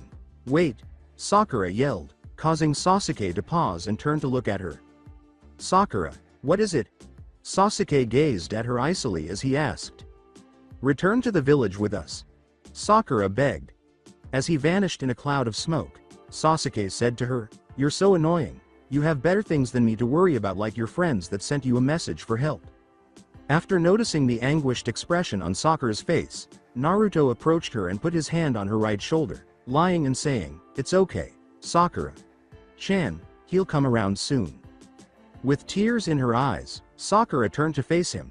"Yeah, he just needs time," she said, rubbing her eyes. As they all continued to head to their friends, Ino interrupted, "We should probably hurry."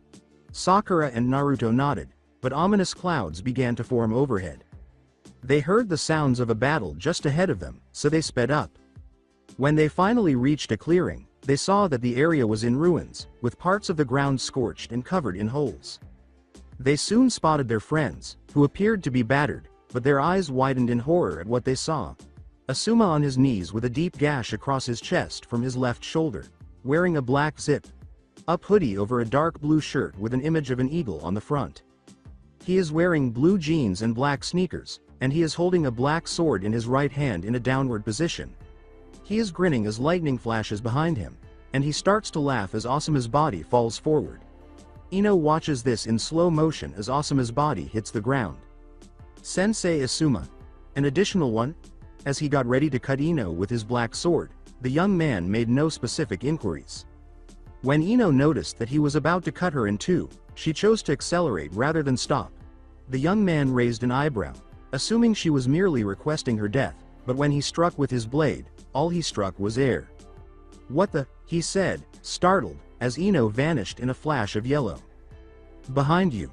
Just as Ino punched the side of his face and sent him flying, the young man turned to look behind him. Ino began making a series of hand signals before yelling her attack. "Water style. Vixen shower." The young man is swiftly approached by the many water foxes that Ino spat out. The young man sneered and aimed his white sword at the approaching attack, saying, "Hey." The foxes vanished as soon as the sword made contact with them, and the young man was only struck by the water they were composed of before he was able to stand. "What the devil? I'm surprised that my attack seems to have failed," Ino said. Kakashi cautioned her, "Be careful, his swords have the ability to absorb attacks." As she eyed the young man and glanced at her fallen sensei, Ino thought, "This could be tricky. I need to attend to Asuma sensei's wounds." Ino turned back to the young man and began healing Asuma. How could she have abandoned him? Sakura was taken aback. She has exposed herself completely, Shikamaru, who was too hurt to move, thought. The young man muttered, "Big mistake." He charged at Ino and was instantly on top of her. "Say goodbye." He brought his black sword down, but Naruto blocked his attack before it could strike Ino after he saw a yellow flash. Avoid touching her at all costs. Naruto snarled as he tried to push him away. Do you think she's your woman? As he began to push Naruto away, the young man inquired. You have no business doing that.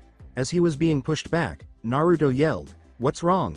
I can't seem to get my kunai to do anything no matter how hard I push it against his sword. As his blade began slicing through Naruto's kunai, the young man informed Naruto, Your attempts to block me aren't going to work. Naruto smirked confidently and remarked, It just needs to work for a little while. The young man felt someone behind him, and his eyes widened. Shanaru. Sakura shouted as she punched the young man with a chakra-enhanced blow. Sakura's punch was blocked by the young man, who brought his left foot back and said, TCH. Not at all. Sakura expressed shock that he had deflected her blow, which would have otherwise broken his leg. He scoffed as he turned around and simultaneously brought his right leg to kick Sakura across the face, sending her flailing across the floor, as if a little girl's attack would do anything. Sakura-chan. As she watched her body flail across the floor before finally stopping, Naruto screamed her name in horror. The young man slammed his palm against the back of his black sword, sending a shockwave that knocked Naruto away, and said, Don't take your eyes off me. Naruto.kun. Ino paused her healing of her sensei to call out to her mate in concern. Is there anyone who doesn't know that they should keep their eyes on their opponent? As he slashed Ino with his white sword, the young man said in a bored tone, only to have her vanish in a flash of yellow and reappear beside Sakura. Hey, wake up, forehead. When Ino saw that Sakura's chakra was extremely low, she started to heal her wounds while shaking an unconscious Sakura. How can I be low on chakra already? Ino asked. Ino pondered, the flying thunder god technique doesn't even use that much chakra. I'm sure you're wondering why my chakra is already so low. The young man showed Ino his white sword and said, If you paid attention to your friend earlier, it's because of my sword, Blanc. I managed to get you just as you teleported to where your friend is, so now you don't have enough chakra to finish healing your sensei. After looking at her sensei and realizing that he was correct, Ino remembered something. She went through her weapons pouch and discovered the medicine she had taken from Sakura. She opened the glass container and applied a green paste like substance to Azuma's wounds, and almost instantly the wounds started to heal. Wow, forehead made some incredible stuff. The young man appeared behind Ino as she was applying the medication to her sensei's wounds, and he was about to stab her with his black sword when he abruptly stopped. When he looked down at his shadow and noticed something attached to it, he muttered in frustration, Oh great. With his shadow linked to the young man's, Shikamaru declared, Shadow possession complete. I thought you lacked the necessary chakra for that. Calmly, the young man said. Shikamaru clarified, Ino and Naruto gave me enough time to recover a bit. As he began to move his legs, he remarked, I wonder about that. He didn't have enough chakra, so Shikamaru found it difficult to hold the young man. Damn, I can't hold him for long. One of you, Naruto or Ino, had better act quickly. As Shikamaru's shadow possession was wearing off, Ino turned around and saw the young man raising his right foot. She took a kunai out of her weapons pouch and tried to stab him, but his black sword quickly stopped her. Too little, too late, he scoffed. Rasengan. The young man looked back and saw Naruto using a Rasengan to attack him from behind. He raised his white sword to block, and when Naruto's attack struck his sword, it vanished entirely. The young man informed Naruto, I told you, that won't work. Third time's the charm. When the young man returned his focus to Ino, he saw Sakura leap over her with her right fist smeared with chakra. This time for sure, Shanaru.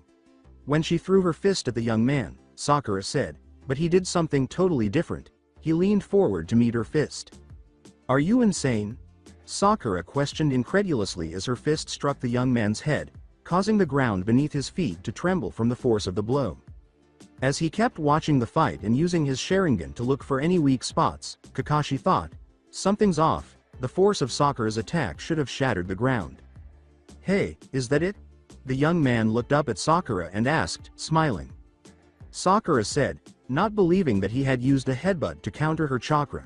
Enhanced punch, N.No way. He pushed his head against Sakura's fist and pushed her away, mockingly saying, Sasuke was right, you really are a weakling. He then disassociated himself from Naruto and Ino and spun around, dragging the tips of his swords against the ground to create a spiraling vortex that blew them away. Sakura, Ino, Naruto.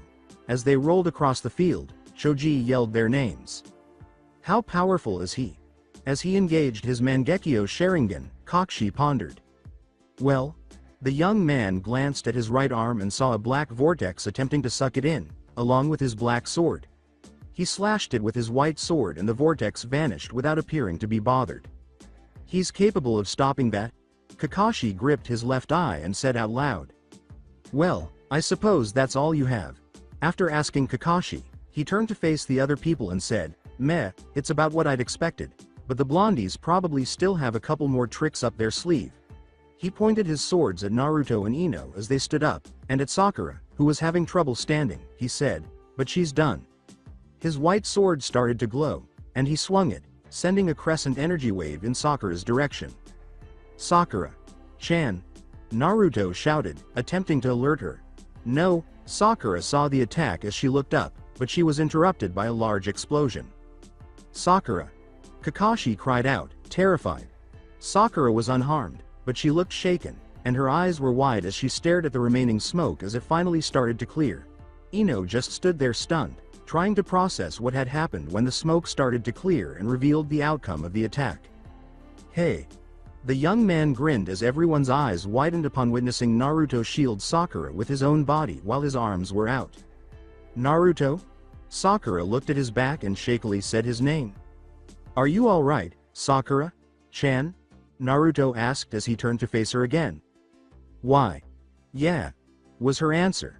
Naruto smiled as he closed his eyes and his body went limp as it started to fall back, telling her, that's good. Naruto. As she caught him, Sakura worriedly called out his name.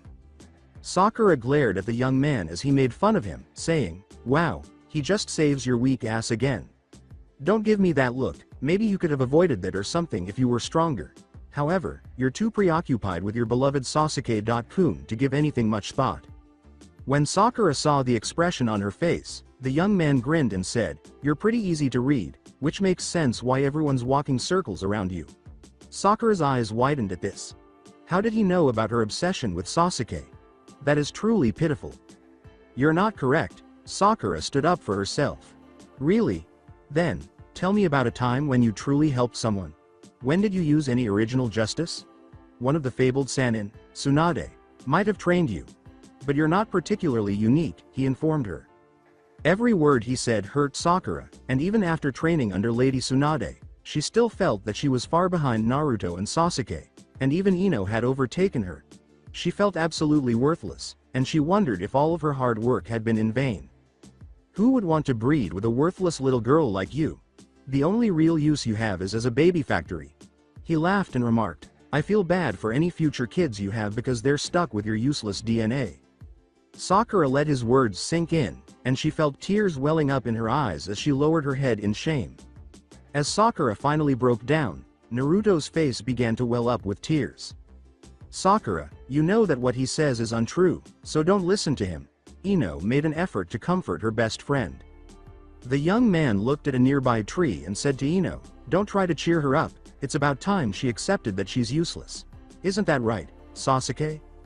Everyone turned to see Sasuke standing atop a tree branch in the direction he was looking. HMPH. Sasuke leapt from the tree branch and landed beside the young man. Where are the Akatsuki Shin? The young man, who was now known as Shin, looked around and saw that the Akatsuki members had left. He grinned sheepishly and scratched the back of his head, saying, oops, I guess they got away from me. All Sasuke could say as he leapt back into the forest was, unbelievable. Well, I suppose that's it for today. See you. Shin followed Sasuke and waved goodbye. After sensing that they wouldn't return and assessing her sensei's injuries, Ino hurried to the location where Naruto and Sakura were. Sakura. In an attempt to get her best friend's attention, Sakura kept crying uncontrollably. Sakura, get a grip, we need to tend to Naruto. Kun's injuries, Ino said, shaking Sakura's shoulders. Sakura was startled by this and turned to face Naruto, who had a large gash across his chest from Shin's attack. Her eyes widened, and she started to heal him right away, but they couldn't finish because they didn't have enough chakra. As a result, they returned to the fire temple before nightfall. The Konoha shinobi, minus Naruto, were assembled in a private room at the temple as the sun was setting. Asuma was still recovering from her injuries, but she didn't want to be excluded from the conversation. Kakashi informed everyone, "I've already sent a message to Lady Tsunade informing her of the situation." "Do you know what Sasuke and that Shin guy are pursuing?" Ino questioned everyone. Shikamaru stated bluntly, "No, are we at least aware of the jutsus he employs?" Everyone shook their heads when Ino asked, "So what do we know about this guy?" She screamed in exasperation. "Well, we do know that his swords absorb whatever attack we throw at him," Asuma responded. "There's more to it than that. His black sword appears to absorb any physical attacks while his white sword can absorb chakra-based attacks," Kakashi clarified. "Then that's why my water jutsu didn't work on him. He absorbed the chakra from it and only leaving the water," Ino then understood. "Let's not forget how he withstood Sakura's strength. He may not look it, but he's really durable," Shikamaru continued. "It seems Sasuke has allied himself with someone powerful," Choji responded. Everyone's attention was drawn to Kakashi's abrupt statement, "I believe we have yet to see his true abilities." "What does that sensei mean to you?" Sakura inquired. "We witnessed his battle with the Akatsuki members prior to your arrival, Ino, and Naruto. He appeared to be enjoying the fight and was very at ease. All of his movements were precise, and his skill level was on par with that of an elite Jonin.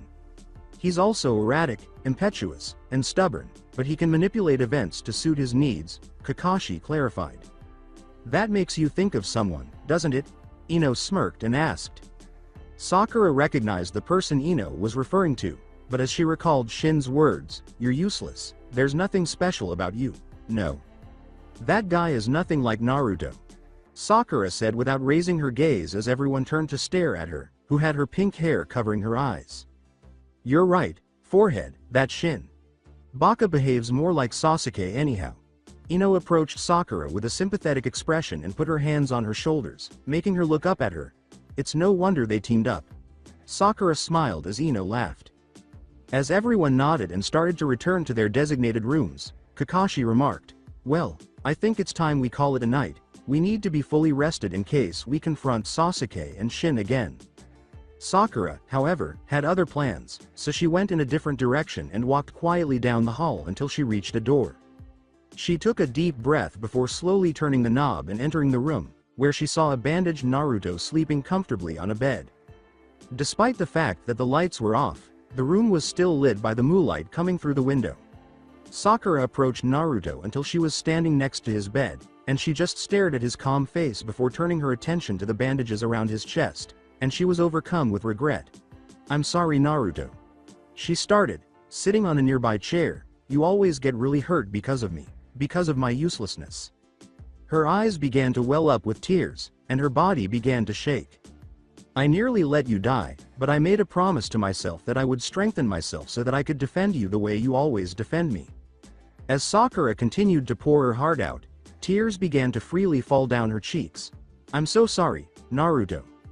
As another sob shook her body, Sakura said, "I really can't do anything for you. Even being trained by the 5th Hokage herself isn't enough. It seems like no matter how strong I seem to get, there are others out there who are far stronger. If all I do is cause trouble, what good is it for me to remain a kunoichi?" Sakura yelled in exasperation. "Are you already throwing in the towel?"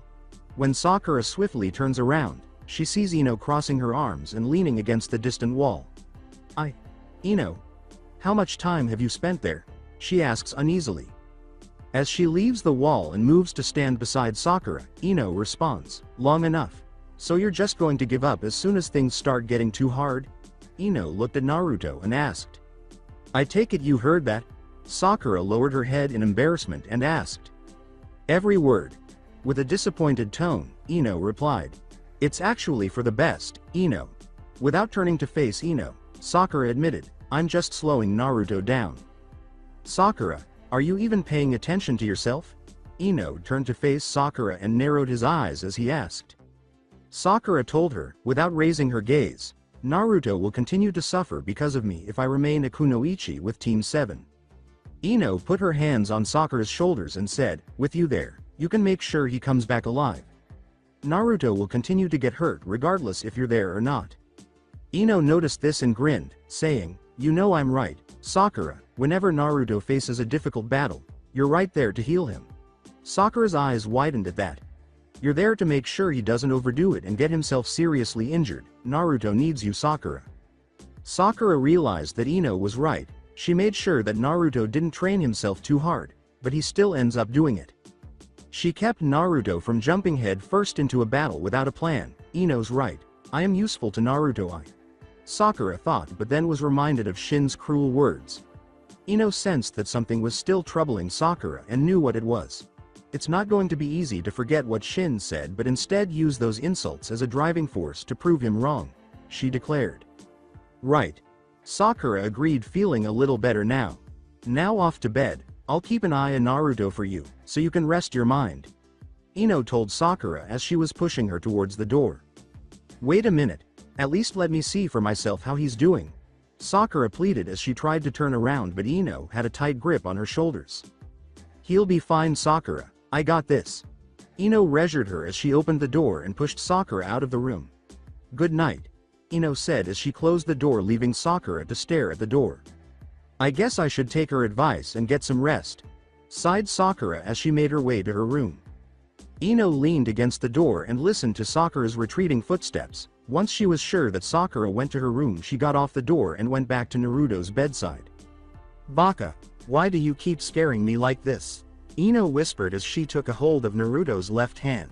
You're always jumping into situations without a second thought, never even thinking about the consequences. But you always turned the situation in our favor. Ino's hands start to glow yellow. You're lucky to have a vixen like me.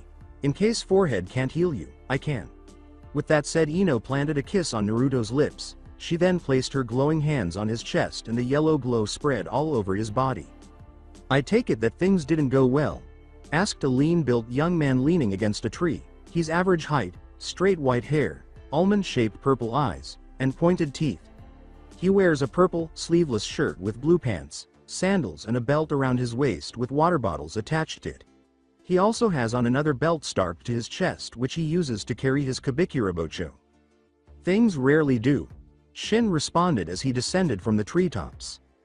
How did things go on your end, Suigetsu? Sasuke asked in his usual monotone voice.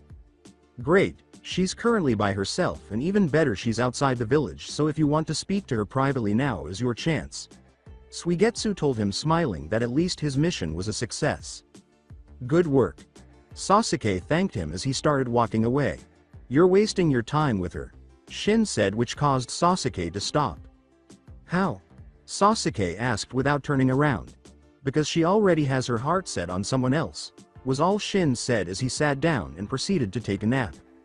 After a few moments of inaction, Sasuke resumed his journey back to his old village. A young woman was walking through the woods at the same time.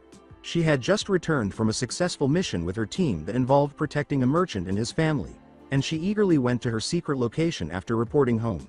She was taking in the soft night breeze and exhaling deeply before leaving. Sasuke-san, isn't it a beautiful evening? The young woman abruptly stopped and asked in a courteous manner. Hinata, did you not see me carrying your Byakugan? As he emerged from the forest, Sasuke inquired. As Hinata gazed at the missing member of the Rookie Nine, she replied, not quite. With a slow approach, Sasuke said, Hinata, I've come to ask you to come with me. Why? Hinata merely inquired. I want you to be mine and help me revive my clan. The Hinata in front of Sasuke was different. When he answered her question, her eyes widened. Sasuke saw that this caught her off guard and chose to push it further. Hinata, you're from the Hyuga clan, a clan that rivals the Uchiha and possesses the Byakugan, Sasuke said as he began to approach her. Sasuke stopped in his tracks as he watched Hinata. She had a very confident manner, spoke to him clearly, and looked directly at him rather than the ground. Is my bloodline the reason you want me? As she started to move away from Sasuke, Hinata asked uneasily. As he gazed at Hinata's enormous breasts, which were larger than Lady Tsunade's and stretched her already loose, fitting lavender and cream colored hooded jacket with lavended cuffs and her mesh armor underneath it, Sasuke said. No, you are a gently and kind person who will raise our kids with love and affection, He then turned his attention to her nicely well-shaped hips, which were stretching her navy blue pants. Hinata blushed when she saw where he was hiding. Stop it, Sasuke-san. Hinata let out a shriek. You are truly the ideal woman, Hinata. Sasuke complimented, but Hinata just shook her head. Please stop this, she asked softly as her back collided against a tree. I won't hurt you. Sasuke responded gently as he stood in front of her. It's not that. Hinata whispered. She has her head down and her hair is covering her eyes. What is it then? Sasuke asked as he lifted his right hand and was about to place it against Hinata's left cheek when she suddenly grabbed it with her left hand. I might hurt you, Hinata said as she lifted her head to look at Sasuke with her Byakugan activated. Sasuke was taken aback by this sudden turn and could feel massive amounts of killer intent coming from Hinata of all people. Sasuke pried his arm from Hinata's grip and jumped back a couple of feet. Hinata's killer aura began to subside and she deactivated her Byakugan. I'm so sorry to have to do that, Sasuke-san, but you left me no other choice, apologized Hinata. Sasuke noted that her earlier demeanor had returned. Perhaps it wasn't a good idea to corner her. No, you're right, I went too far and I'm sorry. Sasuke apologized in an attempt not to get Hinata angry. Also, I must decline your offer, she stated firmly. Why? Sasuke inquired. Because I already have someone who I love and you won't want a woman who's always thinking of another man whenever she's with you, Hinata explained. Sasuke knew that she was right. Like he told Ino, he wanted a companion that would help him with his goals. It was then that he realized something. Your heart belongs to Naruto, right? Why? Yes. Hinata answered, her entire face becoming red. But his heart already belongs to someone else. Sasuke answered. However, to his surprise, Hinata just smiled. Yes, I know it does, she stated happily, which confused Sasuke. Why are you smiling about that? It's terrible to know that the person you love will never love you back, Sasuke asked with a hint of emotion. Thank you for your concern, Sasuke-san, but there's something I know about Naruto-kun that you're not aware of, Hinata responded while giggling. What is it? Sasuke inquired inquisitively. I'm sorry, but that's something you have to ask Naruto-kun, Hinata told him. Sasuke was becoming frustrated. Back at the academy, he was always surrounded by fangirls he wasn't interested in. But now that he was finally starting to show an interest in one of them in particular, she rejects him for the dead last, and now Hinata, who in his opinion has become the hottest kunoichi in all the elemental nations, rejected him also, and she knows a secret about Naruto too. If you won't become mine willingly, then I'll make you, Sasuke told her before disappearing. Hinata's eyes widened at what he said, and before she could react, she was suddenly slammed against the tree behind her and her arms were pinned above her head. Sasuke-san. Please stop, Hinata managed to say as she felt Sasuke's hand squeeze her throat. I'm not going to let Naruto have this amazing body, Sasuke said lustfully as he stared down at Hinata's huge breasts, which are giggling as she struggles in his grip. Sasuke-san. Hinata could feel herself losing consciousness. Don't worry, it'll all be over soon, Sasuke said as he felt Hinata's struggle starting to stop. Once her struggling had completely stopped, he released his grip on her throat and reached for the zipper of her hoodie. Just as he got a hold of it, Sasuke let out a piercing scream as he felt an intense pain coming from his shoulder. He released Hinata's arms and reached for his shoulder. He felt something soft and long before it released him, and he quickly jumped back. Sasuke was panting as he held his bleeding shoulder. He looked back to Hinata and was shocked at what he saw.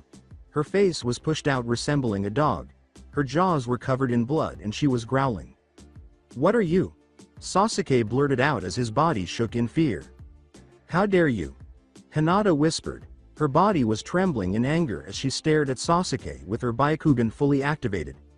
My heart, my mind, my life and especially my body belong to Naruto-kun, Hinata growled as she charged at Sasuke. Sasuke barely managed to dodge Hinata's claws as it sliced through a tree. Driven by fear, Sasuke pulls out his sword and channels his lightning chakra through it. He then proceeds to slash Hinata in half, but it's blocked by a kunai. Not at all, Sasuke thought as he looked closely at the kunai, and it was covered in lightning. You have lightning affinity too? Among other things, Hinata told him as she started to spin. Sasuke realized that it was the Hyuga clan's rotation technique, but something was different. Hinata was surrounded by fire and it began to spread outwards. Sasuke jumped out of the way but suffered some burns. Fuck it. Sasuke cursed as he was being overpowered by Hinata, however he didn't have time to rest as a fox made of fire lunged from the swirling fire and headed towards him. Fire style. Fireball Jutsu, Sasuke announced as he shot a fireball at the fox, but the fireball was absorbed and made the fire fox bigger. Sasuke looked at the fire fox in fear. This might be the end for him. However, the fox simply exploded, causing Sasuke to be blown away. Sasuke thrashed across the ground until he stops when he hits a tree. When did Hinata get this strong? Sasuke thought as he struggled to get to his feet, but then he noticed Hinata in front of him in the gentle fist stance. Sasuke was cut off as Hinata began her attack. 8 trigrams 60. 4 palms. Hinata declared as she finished her attack and launched Sasuke through the tree. Sasuke looked at Hinata before losing consciousness, only to suddenly wake up and see Hinata in front of him looking worried. Is everything alright Sasuke-san? She asked timidly. Sasuke looked at Hinata and then his surroundings. There were no signs of a battle. You were about to ask me something. Hinata reminded him nervously. Sasuke thought for a minute before speaking. It's nothing, I think I already know your answer anyway. Okay then. Hinata said as she watched Sasuke turn around and leave. Sasuke-san? She called out to him. Sasuke stopped and turned to face her. What? He asked, emotionless. Hinata visibly flinched but still worked up the nerve to ask. Do you plan to come back to the village? Sasuke stared at Hinata, which made her uncomfortable. I don't know. He simply answered as he turned back around and resumed walking away. I see. Hinata said, dejected. Naruto-kun won't be happy to hear that, she thought. Be careful on your way back to the village. It isn't safe for a young woman with a body like yours to be out at night. Sasuke warned. Thank you for your concern. I'll be careful, Hinata said, flushed, as Sasuke vanished into the forest. As she proceeded, she muttered, You be careful too Sasuke-san. Hinata continued to walk for a few more minutes until she arrived at her destination. Before entering the cave, she glanced at its opening. A sandy, blonde vixen is soundly sleeping in the cave, with 7 kits nuzzling her. Her ears suddenly perk up, and she quickly raises her head to investigate the noise and finds Hinata. The vixen exclaimed in relief, Oh, it's just you, Hinata. Hinata looked at the kits the vixen was watching over, 2 of which were writhing, and said, I'm sorry that I startled you. The vixen grinned and said, Right on time. Yes. Hinata chuckled as she went up to the vixen and lifted 2 dark, blue, furred kits. The kits gave her a perplexed look. As the kits gape at her, Hinata questioned, You don't recognize me, huh? Let's fix that, shall we? She said softly as dark blue fur began to cover her face. Hinata took off her clothes as the fur covered her entire body. Before long, her whole body was covered in dark blue fur, and she had a fluffy tail known as a brush and a pair of fox ears on top of her head. As the kits began to smile and giggle, Hinata crooned, Is that better? Gently, she whispered, Mommy is happy to see you too. According to the sandy blonde vixen, so how was your day? Well. As her kits sucked on her massive breaths, Hinata started to share her day with the other vixen. The vixen exclaimed, Wow, so Sasuke confronted you, huh? Hinata nuzzled her kits and remarked, In a way yes, but to him it didn't go very well. The vixen laughed and Hinata joined in, but their laughter was cut short when Hinata's kits yawned. That'll teach him. Hinata asked, Are my precious babies tired? And her kits nuzzled her bosom in response. The vixen remarked, I'll take that as a yes. Hinata consoled herself and positioned their kits in the center of a closed circle. Well, good night. Hinata rubbed her face and said to the vixen. As she nuzzled back, the vixen said, Good night Hinata. They both put their heads down and went to sleep. Sakura struggled to sleep last night due to nightmares of her encounter with Shin, and the next morning she was heading to Naruto's room. Sakura was still hurt by what Shin had said, even after Ino had told her. When Sakura reached his door, she grabbed for the doorknob as it began to turn. She took a step back as the door opened fully, revealing Ino. Sakura asked, startling Ino. Ino was surprised by Sakura's visit and asked, forehead, what are you doing here? Sakura raised an eyebrow and said, I came to check on Naruto and I should be asking you the same thing. Ino quickly responded, same as you, I told you I've got it covered. Sakura was aware that last night Ino had told her, okay, so how is he? As she moved aside to allow Sakura to see inside, Ino smiled and said, why don't you ask him that yourself? When Sakura sees Naruto now awake and putting on his jacket, her eyes enlarge. Naruto, she exclaimed joyfully as she embraced him tightly. Naruto smiled as he said, good morning to you too, Sakura-chan. Sakura took a step back and examined him. She inquired, all your injuries are healed? Naruto reminded her, yep, did you forget that I heal fast? Sakura recalled how severely his chest had been injured and remarked, of course, but you looked like you were seriously injured. Don't worry Sakura-chan, I haven't become Hokage yet so there's no way I'm going to die, Naruto exclaimed. Sakura wiped a stray tear from the corner of her eye and whispered, Baka. Naruto looked at Ino, who simply gave him a wink, and gave his head a sheepish rub. While massaging his stomach, Naruto declares, hey, I'm starved. Let's get something to eat. Sakura smiled and said, you're definitely healed all right. The three of them then went to the dining hall to meet with the others. The Konoha shinobi returned to the village after breakfast, and as soon as they got there, they went straight to Tsunade's office, where she was now reading the report that Kakashi had sent her the night before again. Setting the report aside, she turns to face the assembled shinobi. I'm glad to see all of you here. From the report Kakashi sent me, you all faced a very powerful enemy who is aligned with Sasuke. Tsunade informs them. Yes, milady. The individual we encountered was able to best all of us including the two Akatsuki members we were pursuing. Kakashi said to Tsunade. Tsunade attracted their attention by saying, yes, your report backs that up, but there's been news circling around the elemental nations. When Asuma asked, what news? Everyone's eyes widened in shock except for Naruto, Sakura, and Ino when she said, simply, Orochimaru is dead. It was this Shin guy that killed him too. Jiraiya was visible to everyone behind Tsunade through the open window. He said, hey, to everyone. An irritated Tsunade stated to her former teammate, use the door like everyone else, Baka. Jiraiya is right though, this Shin character is going to be a major threat and we need to bring him down. Tsunade dismissed them after everyone nodded in agreement, but Kakashi remained.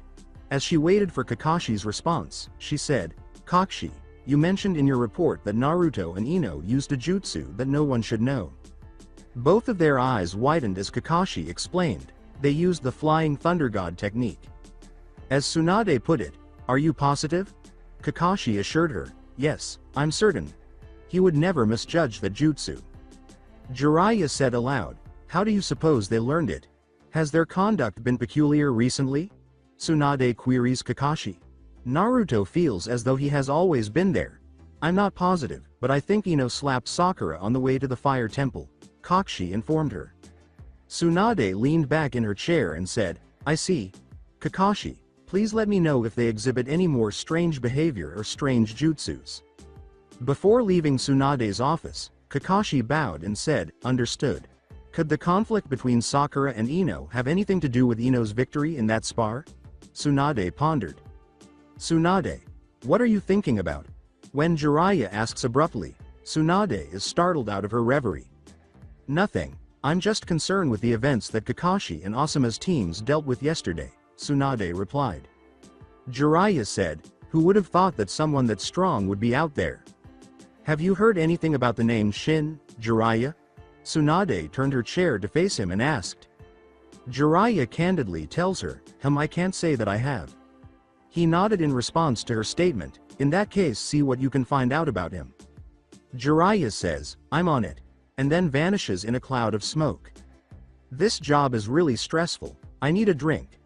Tsunade said as she opened a drawer and took out a bottle of sake after staring out the window at her village.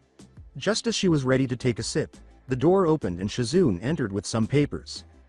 When Shizune notices that Tsunade is holding the bottle of sake just inches from her lips, she interrupts, saying, Lady Tsunade, what do you think you're doing?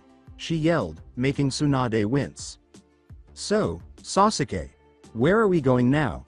As they all traversed the ocean, staying above the water with their chakra, Suigetsu posed the question. Sasuke informed him, we're heading to Orochimaru's hideout in the south. Why must we travel there? Suigetsu inquired inquisitively. Sasuke only said, to get Karen. Karen? Is she really necessary for us? Suigetsu, who couldn't stand Karen, asked in an irritated manner. In a tone that suggested he didn't want to be asked again, Sasuke replied, yes. Can you believe this, HMPH? Suigetsu asked, turning to Shin. Well, for what comes next, we need a full team, right? Shin replied with a maniacal smile, eager for a brawl. As an island came into view, Suigetsu sighed and looked at him. Great, as if one lunatic was bad enough, he muttered to himself. They soon set foot on the island and entered the hideout. They came across several prison cells with prisoners looking at them. So the rumors were true after all. The trio came to a halt when a young woman with red hair, shorter and spiky on the right side and longer and straight on the left, stood in front of them. Her crimson eyes glared at them as she said, you managed to kill Orochimaru. No, no? Karen cocked her head to the right and said. Sasuke pointed to a smiling Shin and remarked, I already defeated him, but before I could finish him, he appeared and killed him instead. You killed an opponent who was already weak? Karen adjusted her narrow brown glasses and asked. Is it wrong that I just put him out of his misery? Sheepishly, he asked. Karen said, disgusted, idiot. Sasuke addressed her directly, saying, Karen, I want you to join us. No way. Why should I accompany you when I've been left in charge of all these inmates? Karen informed him. Sasuke turned back to face Shin and Suigetsu and said, free all the prisoners. They both nodded and began slicing the prison bars with their swords, releasing the inmates. What are you doing, in your opinion? As Suigetsu and Shin continued to cut the prison bars, releasing inmate after inmate, Karen yelled. Simply put, relieving you of your duty, Sasuke said. Hey Sasuke-kun, let's leave here just the two of us, Karen said in a seductive voice as she glared at Sasuke and turned to watch Shin and Suigetsu turn a corner. How about Suigetsu and Shin? Sasuke inquired, perplexed by Karen's attitude shift. Karen cradled his left side and whispered, forget them, they'll just get in our way. As Shin and Suigetsu returned, Sasuke uttered the words, I beg to differ. We released every prisoner. As Karen swiftly distanced herself from Sasuke, Shin declared. Sasuke told them, Karen has agreed to join us. What? That's not what I said, Karen denied, but didn't you just say? Karen said, fine, since you keep insisting I'll join you. Sasuke was once again perplexed by her behavior. As they left the hideout, Sasuke told everyone, okay, then, let's go on to our next destination. Back in Konoha, Sakura and Ino were training with Tsunade. They were doing some light sparring, with Ino and Sakura facing Lady Tsunade. Sakura threw a chakra enhanced punch at Tsunade, but she grabbed her wrist with her right hand and used the momentum to spin her around and throw her towards Ino. Ino managed to catch Sakura, and as soon as she was upright, she charged at Tsunade, aiming a kick to her face, but she blocked it with her left hand. Tsunade then grabbed Sakura's leg and threw her aside just as Ino closed in and tried to punch her in the midsection, but they were able to get some distance before Sakura again rushed towards Tsunade and threw several punches at her. What is Sakura up to? As she ducked under her apprentice's fists, Tsunade thought, Sakura has shown much more enthusiasm since their training session began and she's taking on an offensive role this time. Tsunade felt a presence behind her and jumped up to barely avoid an Ino punch before performing a falling axe kick between Ino and Sakura, creating a huge crater. Both young kunoichis rolled around the floor before stopping a few feet away from the crater. Well done girls. Your taijutsu seems to be improving, she said. Ino thanked her. Thank you Lady Tsunade. How about we take a little break? Tsunade proposed. Sakura asked her master, if it's okay with you, milady, I'd like to continue training on my own for a little while. Tsunade told her anxiously, it's okay with me, but Sakura, try not to push yourself too hard. You don't want to pick up that habit from Naruto, do you? Ino joked, making Sakura smile slightly, She and Tsunade walked towards a nearby tree and sat under the shade and watched Sakura practice her taijutsu. Ino, did something happen during your encounter with Shin? Tsunade asked while still looking at Sakura. You mean besides us getting our butts kicked? Ino asked as she looked at Tsunade to see her staring at her with a serious face. Well. Ino began to explain to Tsunade her version of what happened. I see, so that's why she's more into her training. Tsunade said as she watched Sakura form a familiar hand sign.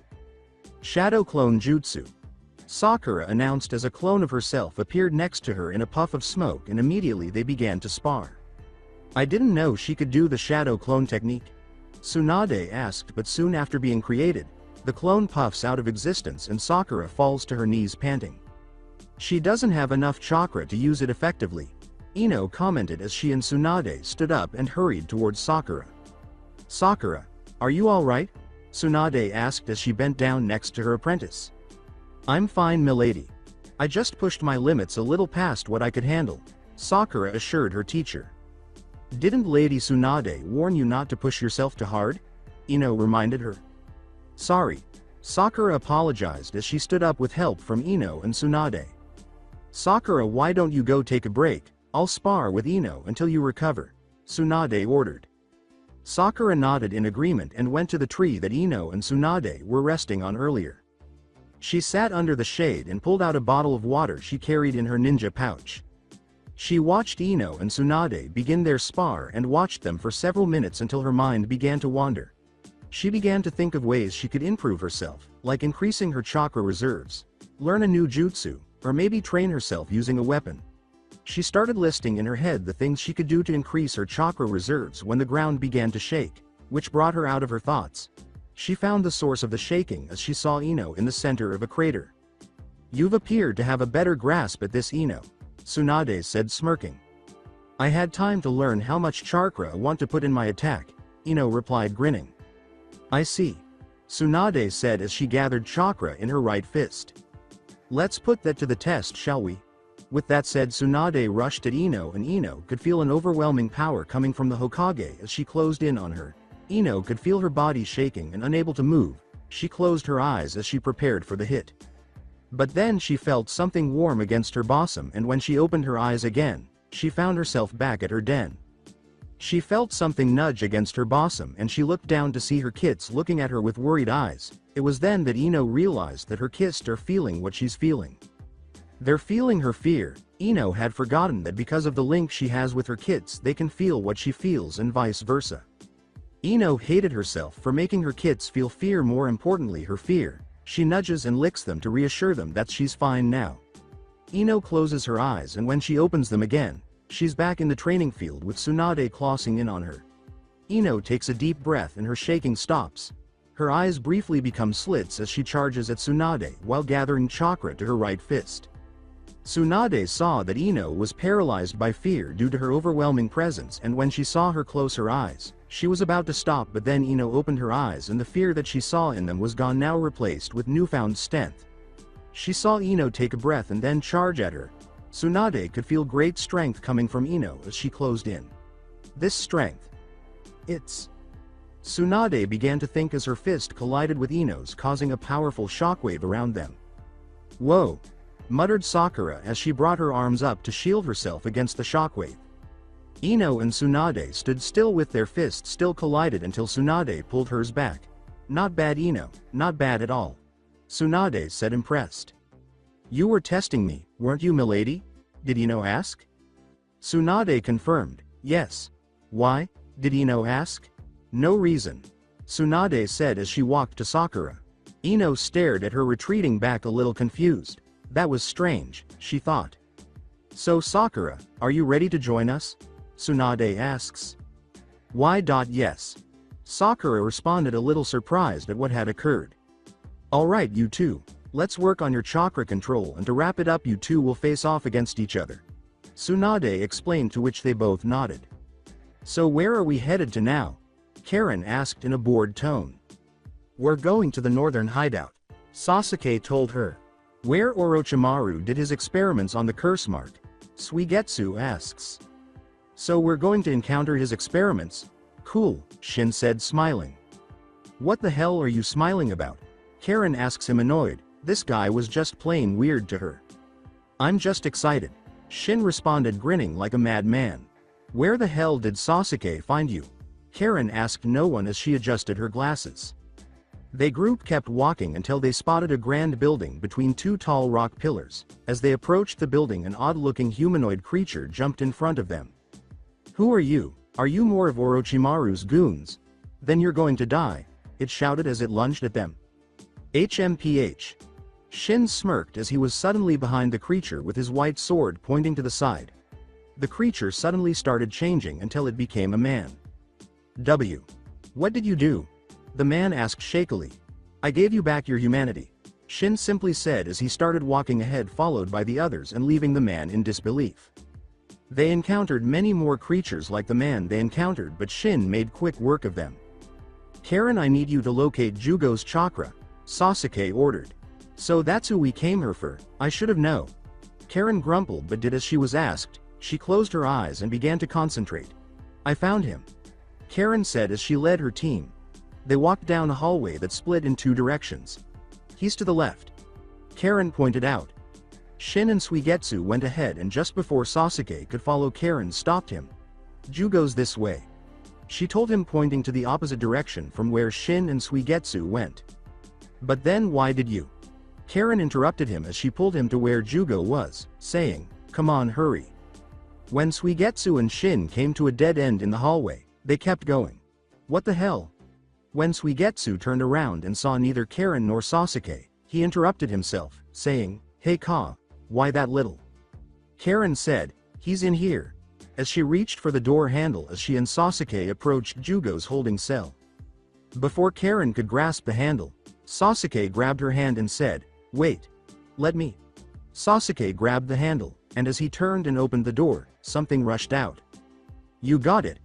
The person inside screamed as he slammed Sasuke against the wall and attacked him with his hideous-looking left arms. Kun Sasuke. Karen tried to see through the smoke and let out a worried cry. The young man mockingly said in a tone that verged on madness, ha, ha, ha, ha, that's what you get for opening the door. But as the smoke cleared, it became clear that Sasuke's back was the source of a huge hand that blocked the young man's attack.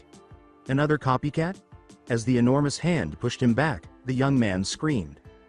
The young man in front of him was calmly addressed by Sasuke, who said, Jugo, I didn't come here to fight, I just want to talk. Speak. What is there to discuss? As he threw himself at Sasuke, Jugo yelled. When Jugo's attack struck the remnants of the wall behind him, Sasuke leapt out of the way and said, Jugo, I came to take you away from here.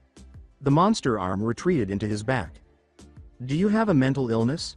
Jugo told him.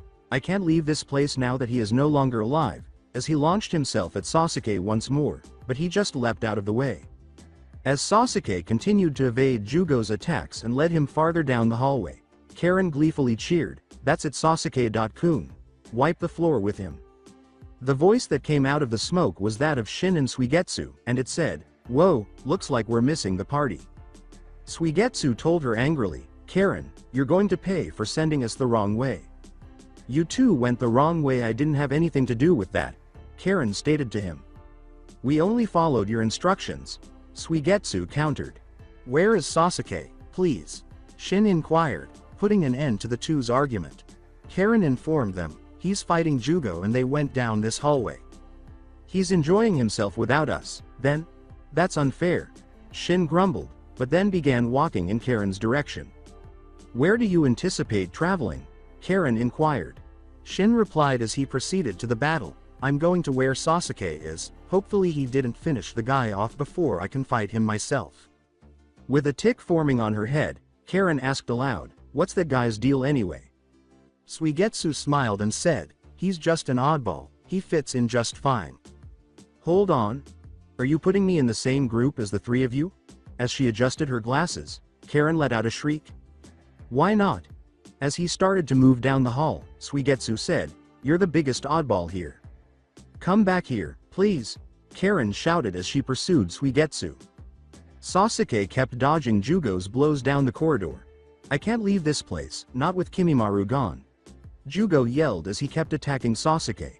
but a black blade abruptly stopped one of his blows. "You're Jugo, then? Nice to meet you," said Shin. "Who on earth are you?"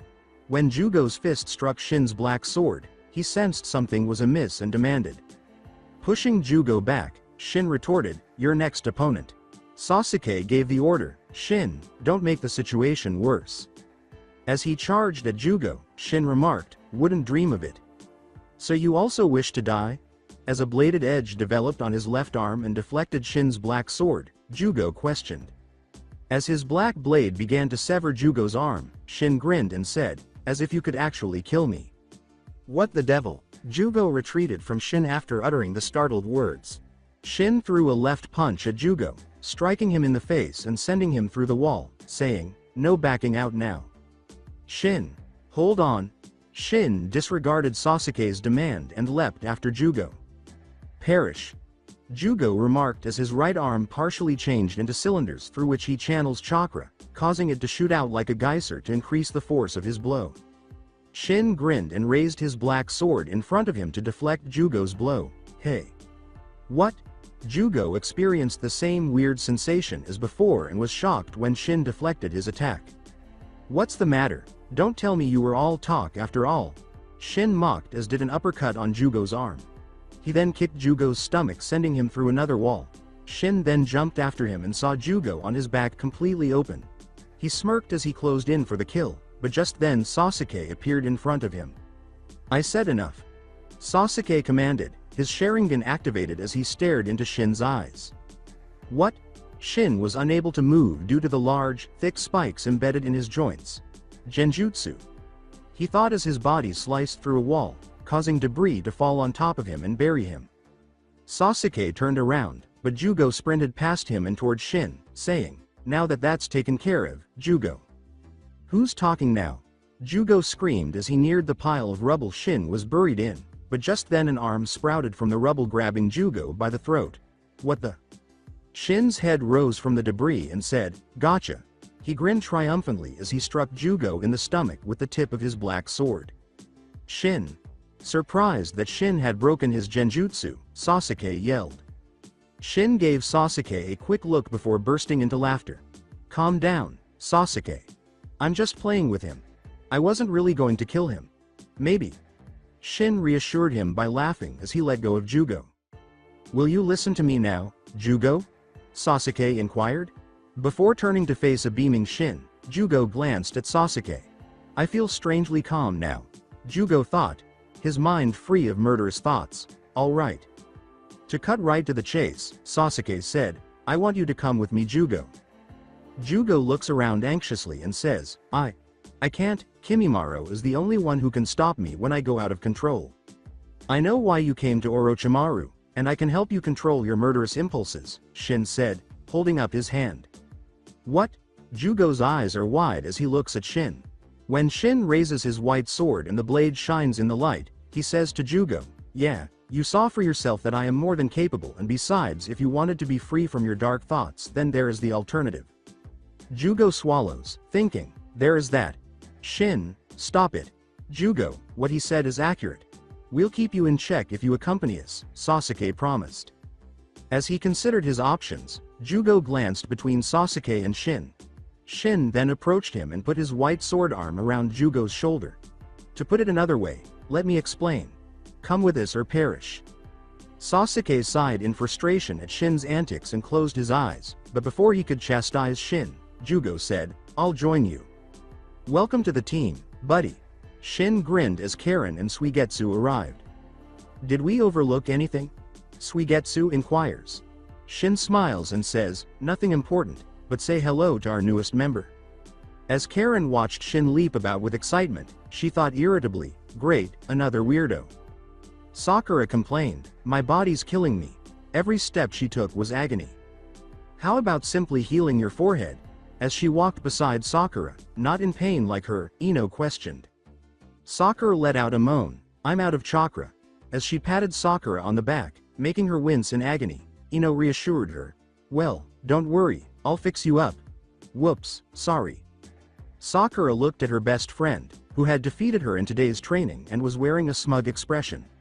Sakura sighed in exhaustion, realizing that even though she had put in more effort, she had struggled today and lost to Ino for the second time. Seeing her friend's dejected expression, Ino said, "What's the matter, Sakura? Are you still upset that I beat you again?" Oh, how Ino loved to brag about her achievements. Sakura gritted her teeth and said, "Don't get cocky, Ino. Pig. I'm just bummed that I didn't do so well in training today." In an attempt to lift her best friend's spirits, Ino said, "Don't say that, you put in a lot more effort today than usual." "Effort alone won't help me get stronger." "Really? Do you know Naruto?" Ino raised an eyebrow and asked. Sakura confessed, a tiny smile tugging at the corners of her lips. "Okay, you got me there. Remember that these things take time and there are no shortcuts." Ino gave a lecture. "Whoa, Ino, when did you become so intelligent?" Sakura asks, seeming a little taken aback by her best friend's insight. "I've always been wise, forehead. You were just too busy trying to get Sasuke to notice you." Ino laughed. Sakura looked at Ino and threw another jab at Sasuke, not understanding why. "Hey Ino, how do you feel about Sasuke-kun?" "What are you saying?" Ino looks at Sakura and asks. "I want to know if you still have romantic feelings for him," Sakura explained. "Hell no," was Ino's first response. Sakura was surprised by Ino's prompt reply. "All right, what's up, Ino?" Sakura stood in front of Ino and demanded. "What are you saying?" Ino tilts her head to the side and asks. "Don't act foolish. You understand exactly what I mean. You must have loved Sasuke-kun just as much as I do, but now you don't seem to care," Sakura essentially yelled.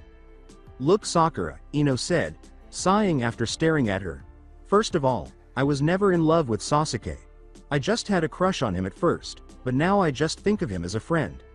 But he won't even be that if he keeps acting like a jerk," Ino thought of the final sentence. Sakura was shocked to hear, "Just a crush? You're serious, aren't you?" Sakura thought as she searched Ino's eyes for any sign of deception, but she couldn't find any. Ino told her, observing Sakura's narrowed eyes and shocked expression, "Dead serious." "However, how are you able to simply move on?" Sakura half demanded, half inquired. "It's simple. I simply remind myself that there are better men out there who would be delighted to take notice of me. Who wouldn't notice all this, really?" Ino remarked as he struck a pose. Sakura's face flushed as she gazed at Ino from head to toe. "What's up with your body getting so developed so quickly?" Sakura insisted, "particularly these." She raised her hands and seized Ino's enormous breasts, saying, "They're so enormous." Sakura began caressing Ino's breasts. "Hello, don't touch the goods."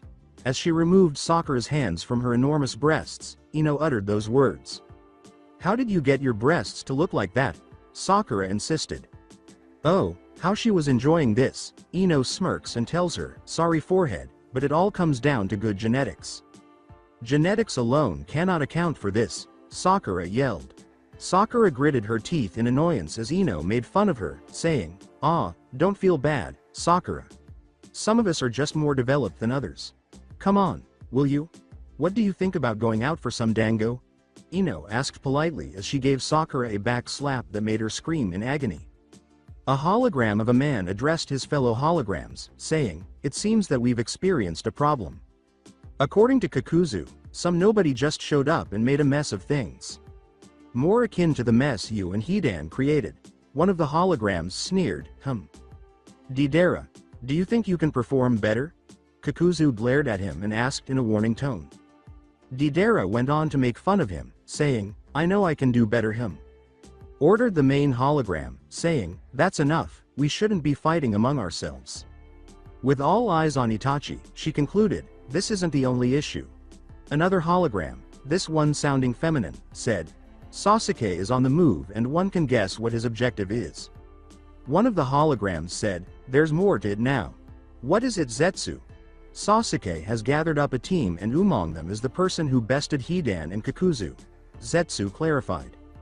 Before speaking to Itachi, the main hologram gave the order, "They could be a real threat to us, so we need to take care of them right away. Will you be able to handle your brother, Itachi?" His hologram vanished as Itachi reassured him, "I'll deal with Sasuke, there's no need to worry." Before he vanished, he gave the order, "Everyone resume your missions and be on the lookout for Sasuke and his group." Everyone followed suit. Sasuke and his new crew have just completed assembling supplies in another location. Sasuke started, "Okay, listen up. From now on, we will be Team Hubby, and our mission is to hunt down Itachi Uchiha." "How can we locate him?" Jugo inquired. Shin slammed his fist against his palm and replied, "By finding his friends and beating the information out of them." As they started to move, Sasuke said, "That's one method, but I had something else in mind." "So, Senpai, what is our mission?" A man asks his partner while donning a black cloak with red cloud patterns and an orange spiral mask. As he reached under his rope and into a bag that was fastened to his belt, Deidara explained, "We're going to go take care of a little problem, Toby." He then enlarged 2 clay birds so that he could ride them. "I'm sure Itachi won't mind if I clean up his mess," Deidara thought as he and Toby mounted the clay birds and took off. "So, Granny, what did you want to discuss with us?" As he and Sakura were called to the Hokage's office, Naruto inquired. Tsunade's eye twitched with irritation, but she ignored it and said, "There have been reports that Sasuke is on the move and he's freeing Orochimaru's prisoners." Sakura's reaction was, as she had anticipated, one of shock, but Naruto's reaction caught her off guard. Instead of being shocked, Naruto's eyes narrowed as if he was considering the possible meaning of Sasuke's actions. She glanced at Kakashi, who was also observing Naruto's reaction, while her teammate merely smirked. Tsunade went on to say, "It also appears that Sasuke has gained 3 more allies." Naruto's eyes widened in surprise this time. Sasuke-kun now has more supporters. Sakura spoke out loud as a picture of 3 enigmatic people appeared next to Sasuke and Shin. Naruto surprised everyone when he said, "Granny, we must do something about Sasuke." "Naruto." Sakura looked at her teammate in astonishment and whispered, "What would you suggest we do, Gaki?" After overcoming her initial astonishment, Tsunade asks. "The process is straightforward. We target Sasuke's sole desire." She is informed by Naruto, "Uchiha Itachi." "Very well, Brad, I'll assign another team to go along with Team 7. Meet at the village gate in about an hour," Tsunade says, grinning as she looks into Naruto's eyes. "Throw out." After Sakura and Naruto nodded and left the Hokage's office, the 3 occupants stood silent until Jiraiya interrupted. Jiraiya chuckled and remarked, "For a second there, I thought he was going to suggest we take Sasuke down." Kakashi smiled and said, "That's Naruto for you. You can't tell what he's going to say." As Tsunade began selecting the team to accompany Team 7, she thought, maybe we're worrying about nothing. Before beginning his mission, Naruto needed to see Ino, so he was on his way to the Yamanaka flower shop. When he got there, he saw Ino at the register assisting a customer. Ino gave a bouquet to an elderly woman and observed, "Here are you, ma'am." As she left through the door, the woman thanked Ino and said, "Thank you so much."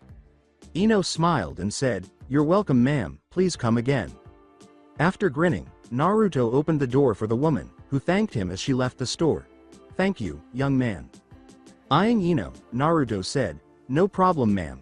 As she continued on her way, the woman noticed how Ino and Naruto looked at one another and grinned.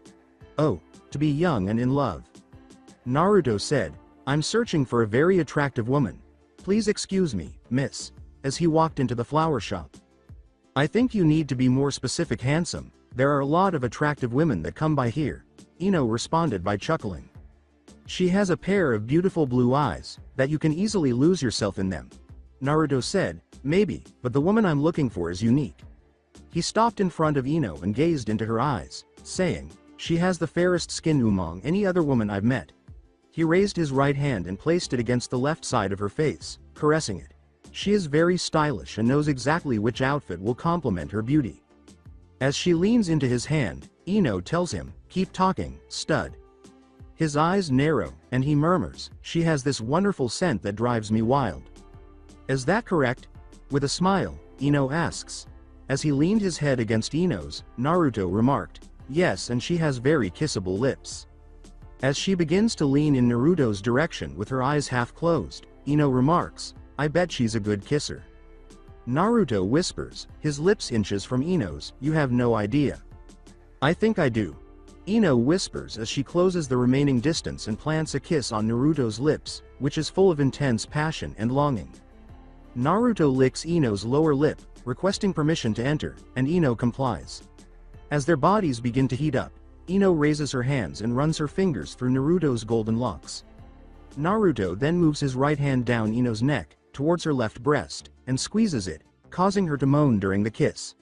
Unfortunately, all good things had to end as they parted, leaving a trail of saliva connecting their mouths. Without pausing to speak, Ino uttered, "That's some kiss, stud."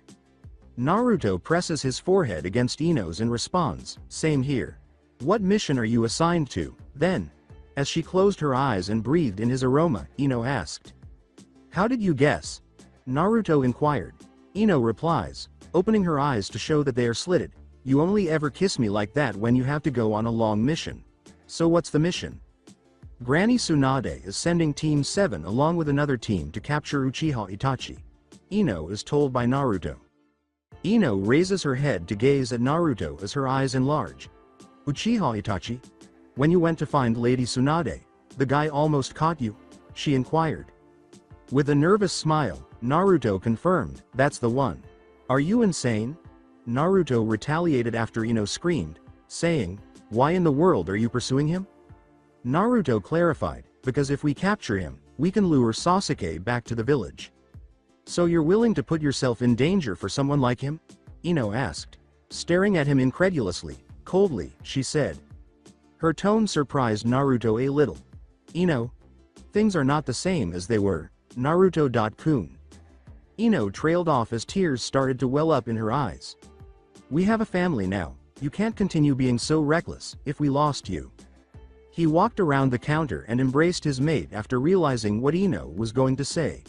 Ino put her arms around Naruto and buried her face in his chest while crying, and they remained that way for a few minutes until Naruto sensed that Ino was starting to calm down. "I'm sorry for making you feel this way, Ino. Chan," he started, rubbing Ino's back. "But I'm not being reckless, I promise." He reassured her, "I have everything planned out, I won't get myself captured." Naruto-kun. "What if you run into Sasuke's team?" Ino asked, raising her head off Naruto's chest to gaze at him. "Then we'll battle and take them down," Naruto answered. "Baka, if you fight Shin, what will you do?" Ino yelled. Naruto nervously scratched the back of his head and said, "Oh him. He defeated 2 Akatsuki members and 2 of Konoha's top jonin. Even we couldn't even scratch him," Ino countered. Naruto defended, saying, "Well, we didn't use our full power since there were witnesses." "My point exactly, you won't be able to go all out with everyone watching," Ino replied. "And I won't be there to back you up." "But I will." Startled, Naruto and Ino turned quickly in the direction of the voice, but they calmed down as soon as they recognized the speaker. "Hinata-chan." Naruto went to greet her and joyfully called out. As Naruto lifted Hinata off the ground and whirled her around, she reluctantly said, "Hi Naruto-kun." Naruto-kun. After she let out a happy squeal, Naruto put her down and planted a passionate kiss on her lips. As she walked around the counter to stand in front of them, Ino said, "Hey Hinata." With regret, Hinata broke off the kiss to greet Ino, saying, "Hello Ino." "What were you referring to earlier?" did Ino ask. "Lady Tsunade has assigned Team 8 to assist Team 7 in capturing Uchiha Itachi," explained Hinata. "That's fantastic. Do you see Ino-chan?" As his grip on Hinata tightened, Naruto exclaimed, "You have nothing to worry about." Hinata simply rested her head on Naruto's shoulder and let out a contented sigh. Ino crossed her arms and sighed, saying, "On the contrary, now I have more to worry about. Really, Hinata? This Shin is no joke, so please be careful." "Don't worry Ino, we'll be careful." Hinata put her hand on Ino's shoulders and stood in front of her after removing herself from Naruto's embrace. After glancing into Hinata's eyes, Ino said, "I'm sharing with you our battle with Shin." As the glowing stopped to reveal their slitted eyes, Ino said, "Good luck and be careful." She then gave Hinata a hug. As they withdrew their embrace but continued to hold on to one another, Hinata reassured her, "Thank you Ino, we will. And don't worry, I'll make sure Naruto stays out of trouble." "Hey," Ino laughed and said, "Make sure you do." Naruto was led out of the flower shop by Hinata, who grabbed his left arm. "I love you, Ino-chan, and I'll see you when I return." Before being dragged out of the store, Naruto managed to say this. As they disappeared around the corner, Ino whispered, "I love you too." She raised her right hand and placed it over her heart on her chest, thinking, "Please come back to me, safe and sound." Ino then returned to the register. In order to protect themselves from the rain that was starting to fall, Team 8 and Team 7 assembled at the village gate an hour later. They were all wearing cloaks. "All right, everybody pay attention. I assume all of you know about what our mission is," Kakashi said, drawing everyone's attention before continuing. "What you don't know is that we might be encountering Sasuke's team, more specifically an individual named Shin." Everyone nodded. This individual outperformed Asuma, Kakashi, and their teams. Kiba's eyes widened as Yamato revealed that he had even defeated 2 Akatsuki members. Everyone nodded in agreement as Kakashi concluded, "So it's important to exercise extreme caution. If you spot Sasuke's team, or Itachi and his partner Kisame, don't engage." "Okay, let's get started." Having said that, everyone was en route. "You simply adore the rain, don't you?" Shin extended his arms, let the rain fall on his face, and gazed up at the sky without asking anyone in particular. As the rain beat down on her cloak and the group walked through a forest, Karen sarcastically remarked, "Pardon me for not sharing your enthusiasm." "Shin, aren't you afraid you'll catch a cold?" Jugo inquired. He answered, "Nah, I never get sick." Karen muttered, "Idiots never do," and then abruptly stopped. Sasuke turned to face her and asked, "What's wrong, Karen?" Karen alerted everyone, saying, "I sense 2 chakra signatures approaching." "Well?" Shin saw a completely white hummingbird in the sky that was rapidly approaching him. "Cool bird." Shin was so enthralled with the unusual bird that he raised his right arm to allow it to perch on his finger. "No, don't wait." The bird was perched on Shin's finger when Karen attempted to warn him. "What?" That was all Shin said before the bird exploded out of nowhere. "Shin!" exclaimed Sasuke. My, that was easy." As everyone turned to face the voice, they saw 2 Akatsuki members perched atop enormous birds. Deidara remarked, "The look on his face was priceless, truly worthy of my art." "Akatsuki." Karen kept quiet. "Well done, Senpai," Tobi applauded. "Kakuzu and Hidan must have been weak if this guy managed to get the better of them," Deidara laughed. "Or I could just be that strong." Everyone was startled by the voice and turned to see coughing sounds coming from where Shin was. As Deidara watched Shin emerge from the smoke, he muttered, "Impossible." Shin whimpered as he said, "I gotta admit, that certainly packed a punch." His clothes were still intact despite being covered in ash. "Oh, he came back to life?" Tobi said. "In any case, you made it through that. That was one of my less powerful explosives. I have more that will permanently destroy you," Deidara declared with assurance.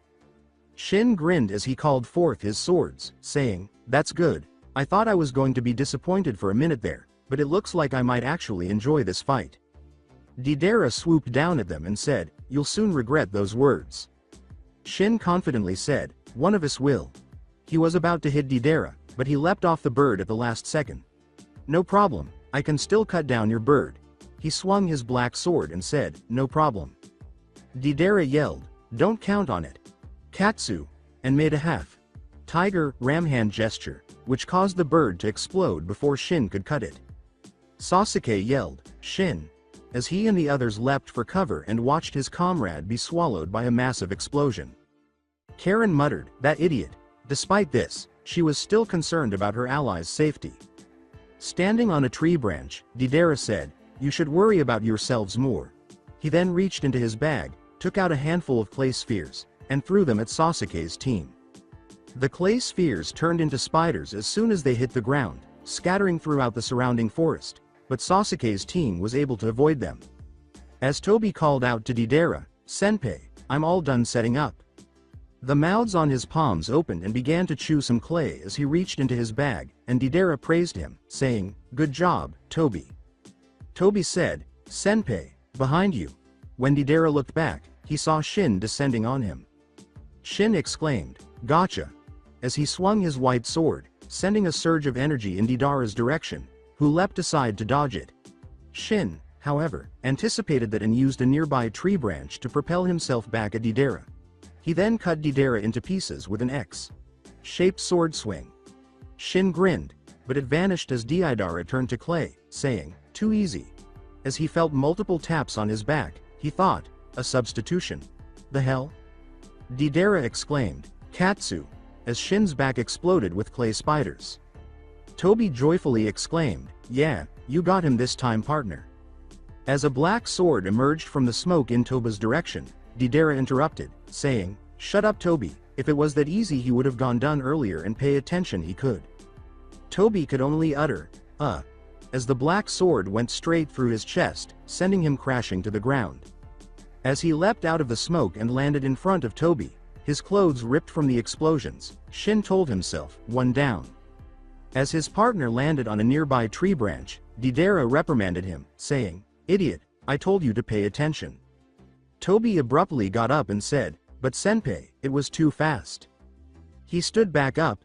Shin exclaims, his eyes widening as if his sword had just pierced him. Toby jumped back and exclaimed, "Wah," in shock at seeing Shin in front of him. Shin said out loud, "He's a little jumpy, isn't he?" as he approached his black sword and then stepped on a soft surface. Huh? Shin was suddenly engulfed by another explosion. As he quietly released clay insects from his palms that jumped on the tree trunk, Deidara thought, "Fool, you should have watched your footing and maybe you could have avoided the landmine. I need to increase the amount of C1 grade explosives around the field." As Shin emerges from the smoke, he can be heard coughing. His clothing is only charred, but his body seems to have sustained some damage. Now that hurt. Shin grimaced as he looked around. As Suigetsu observed the battle, he questioned, how much more can he take? Jugo remarked, "They seem to be focusing their attacks on him." Karen added, "Then they won't pay much attention to us." However, a number of clay spiders leapt at them from the tops of the trees. Suigetsu yelled, "Be careful." But Sasuke grabbed lightning chakra in his left hand and swung it in front of him, releasing a number of lightning-powered needles that pinned the clay spiders to the tree trunks. Karen smiled and said, "Nice one, Sasuke-kun." As he triggered his Sharingan, Sasuke instructed her to keep your guard up. Deidara extended his arms toward Shin and said, "Let's see how you deal with this." A thin line of clay emerged from his palms' mouths, and the ends of the clay started to shape into two humanoid figures. As he cut one with his swords and they became lodged in its body, Shin remarked, "Easy." "Maybe not." He attempted to draw his swords, but they remained fixed. "All right, then." He collected chakra in his white sword and cut through the clay creature, then released his black sword by doing the same with the other. "Is that the best you've got?" As Shin was attacked by the clay creature halves that were still joined by the clay string, Deidara remarked, "Better look again."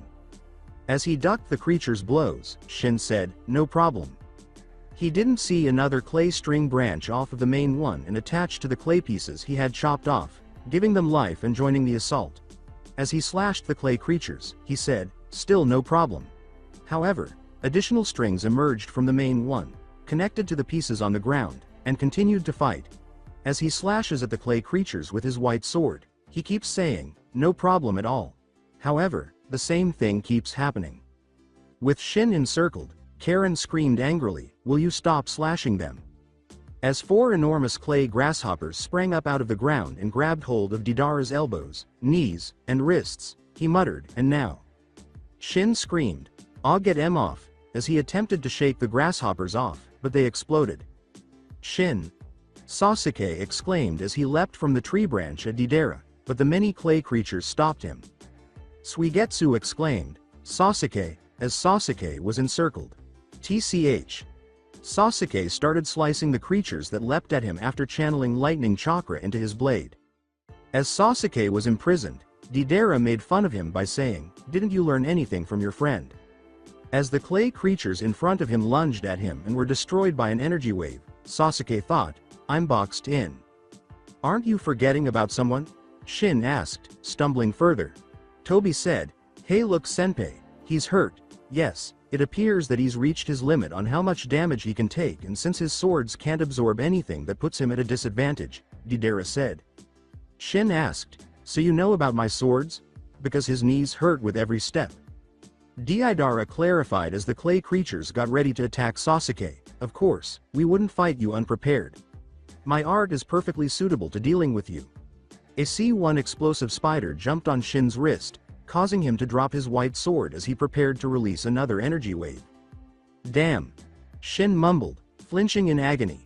As all of the clay creatures leapt at Sasuke, Deidara remarked, "I might as well take care of Sasuke now, sorry Itachi." Sasuke.kun. Sasuke braces himself for the inevitable as he watched in slow motion as the clay creatures closed in on him. Is this it? Is this how it ends? He asks himself, but he is pulled back by a tug at the back of his shirt. Shin said, "Jugo catch," as he threw Sasuke at Jugo, who caught him. As all of the clay creatures leapt on Shin and covered him in explosive clay, Deidara thought, he fell for it. Toby now. As Toby pulled multiple lines of invisible wire, the landmines sprung from the ground and encircled Shin. "Right," he exclaimed.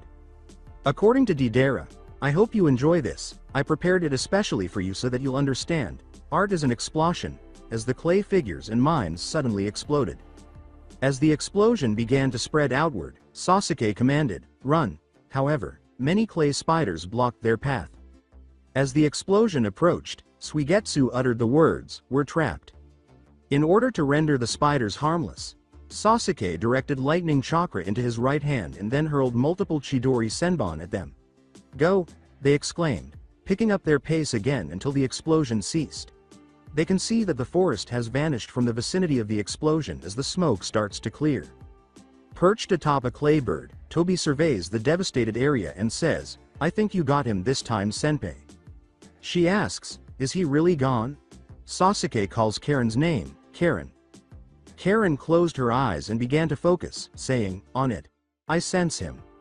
Suigetsu questioned Karen, saying, "Impossible, there's no way he could have survived that." Sasuke inquired, "Where is he?" "Over there," Karen said, indicating the spot in the middle of the space where a hand emerges from the earth. Shin's upper body rises out of the ground, and he pulls himself entirely out by holding onto the charred earth. As he catches his breath, he turns over and lies on his back. Shin, whose body was covered in burn marks, sweat, and dirt, remarked in between breaths, "That was close." Deidara praised you, saying, "You're a lot tougher than I gave you credit for." "Senpai, do you think he's immortal like Hidan?" "Senpai?" Toby responded. Deidara disagreed, saying, "Don't be ridiculous, this guy can't be immortal." As he lay on the ground, gazing up at the dark sky, Shin added, "Yeah, who the hell wants that?" Shin paused for a minute before continuing, saying, "Immortality is a joke. I've encountered people who said they were immortal and you know what I did? I killed them. I mean, come on, if you're immortal then how can I kill you? But then again, they probably never faced someone like me before." "Just who the hell are you?" Deidara yelled, growing irritated with Shin already. Shin said plainly as he began to get to his feet, "I'm the wrench in everyone's plans." With a tick on his head, Deidara remarked, "You're really an annoying person." "That I am," Shin proudly acknowledged. Deidara slammed his palms together and formed a huge clay dragon as he said, "Okay, then let's see how you handle this." He yells, "Look at my C2 dragon," and leaps onto its back. Shin called forth his swords and asked no one in particular, "So it's time for round 2? Shin's legs felt like jelly as he thought, "I have to finish this fast." As one of his C2 dragon's tail segments retreated into the next segment, Deidara observed, "Don't try to act tough, I know you can barely stand." Then, its mouth filled up and it opened to reveal a smaller clay dragon that was roughly the same size as the bird Deidara had been riding earlier. As the C2 dragon spits out the smaller dragon at Shin, he says, "I hope you avoid this." As he directs chakra into his white sword and swings it forward, sending a crescent energy wave in the direction of the dragon, Shin responds, "Don't need to." As his clay dragon sidesteps Shin's blow, Deidara grins and says, "Hey." Shin exclaimed, startled, "It dodge it?" As the dragon kept moving toward him. He leapt to avoid it, but the dragon turned around and went on. As he prepared for impact, Shin concluded, "It's a guided missile." However, the dragon was struck by a fireball and exploded. Deidara exclaimed, "What?" before he felt a presence behind him and turned to see Sasuke in level 2 curse mark form, holding a Chidori in his left hand that was ready to pierce him. "Like I'll let you." Deidara completely spins around and hurls a number of clay balls that transform into spiders at Sasuke, who simply swings his left arm in front of him and lets out a number of Chidori Senbon that pierce the clay spiders and render them useless. However, the C2 dragon knocks Sasuke away with a tail swing. "Senpai!" exclaims Tobi. Suigetsu appears behind Tobi and swings his Kabikirabocho straight through him, saying, "Don't worry about him." Tobi exclaimed, "Yikes," as the blade went through him. Suigetsu exclaimed, "What the hell?" when his attack didn't work. Jugo informed him that normal attacks won't work on him. As he eyed Sasuke from atop his C2 dragon, Deidara remarked, "So you finally decided to join in. Can you still fight, Shin?" Sasuke asked, maintaining eye contact with Deidara. As Shin picked himself up, he replied, "Yeah. How much do you believe those bombs can give you?" Shin replied, "I can probably take one more crazy plan." They both leapt high into the air as Sasuke said, "Then let's go." "Are you really sure you can get through to me?" As his C2 dragon spat out another clay dragon, Deidara scoffed. Sasuke called out his attack while swerving through hand signals, saying, "Fire style. Fireball jutsu." Shin swung his swords, creating a pressure wave in the shape of an X. But the clay dragon just avoided the enormous fireball he threw from his mouth. It began to move in Shin's direction, and as it approached, Shin tugged on some ninja wire, which Sasuke had to pull away. "You believe that will be beneficial?" Deidara spoke as two more sections of the C2 dragon's tail slid into one another, spitting out another clay dragon with a stronger punch. Both clay dragons were aimed at Shin, but he managed to get away from them by using the ninja wire. As he continued to outmaneuver the clay dragons, Shin sarcastically remarked, "It seems to be working so far." "Why you?" Deidara is growing more and more irritated with Shin when he sees two enormous shuriken approaching him from the sides. "As if this will get me." As the C2 dragon sidestepped the shuriken, Deidara uttered those words.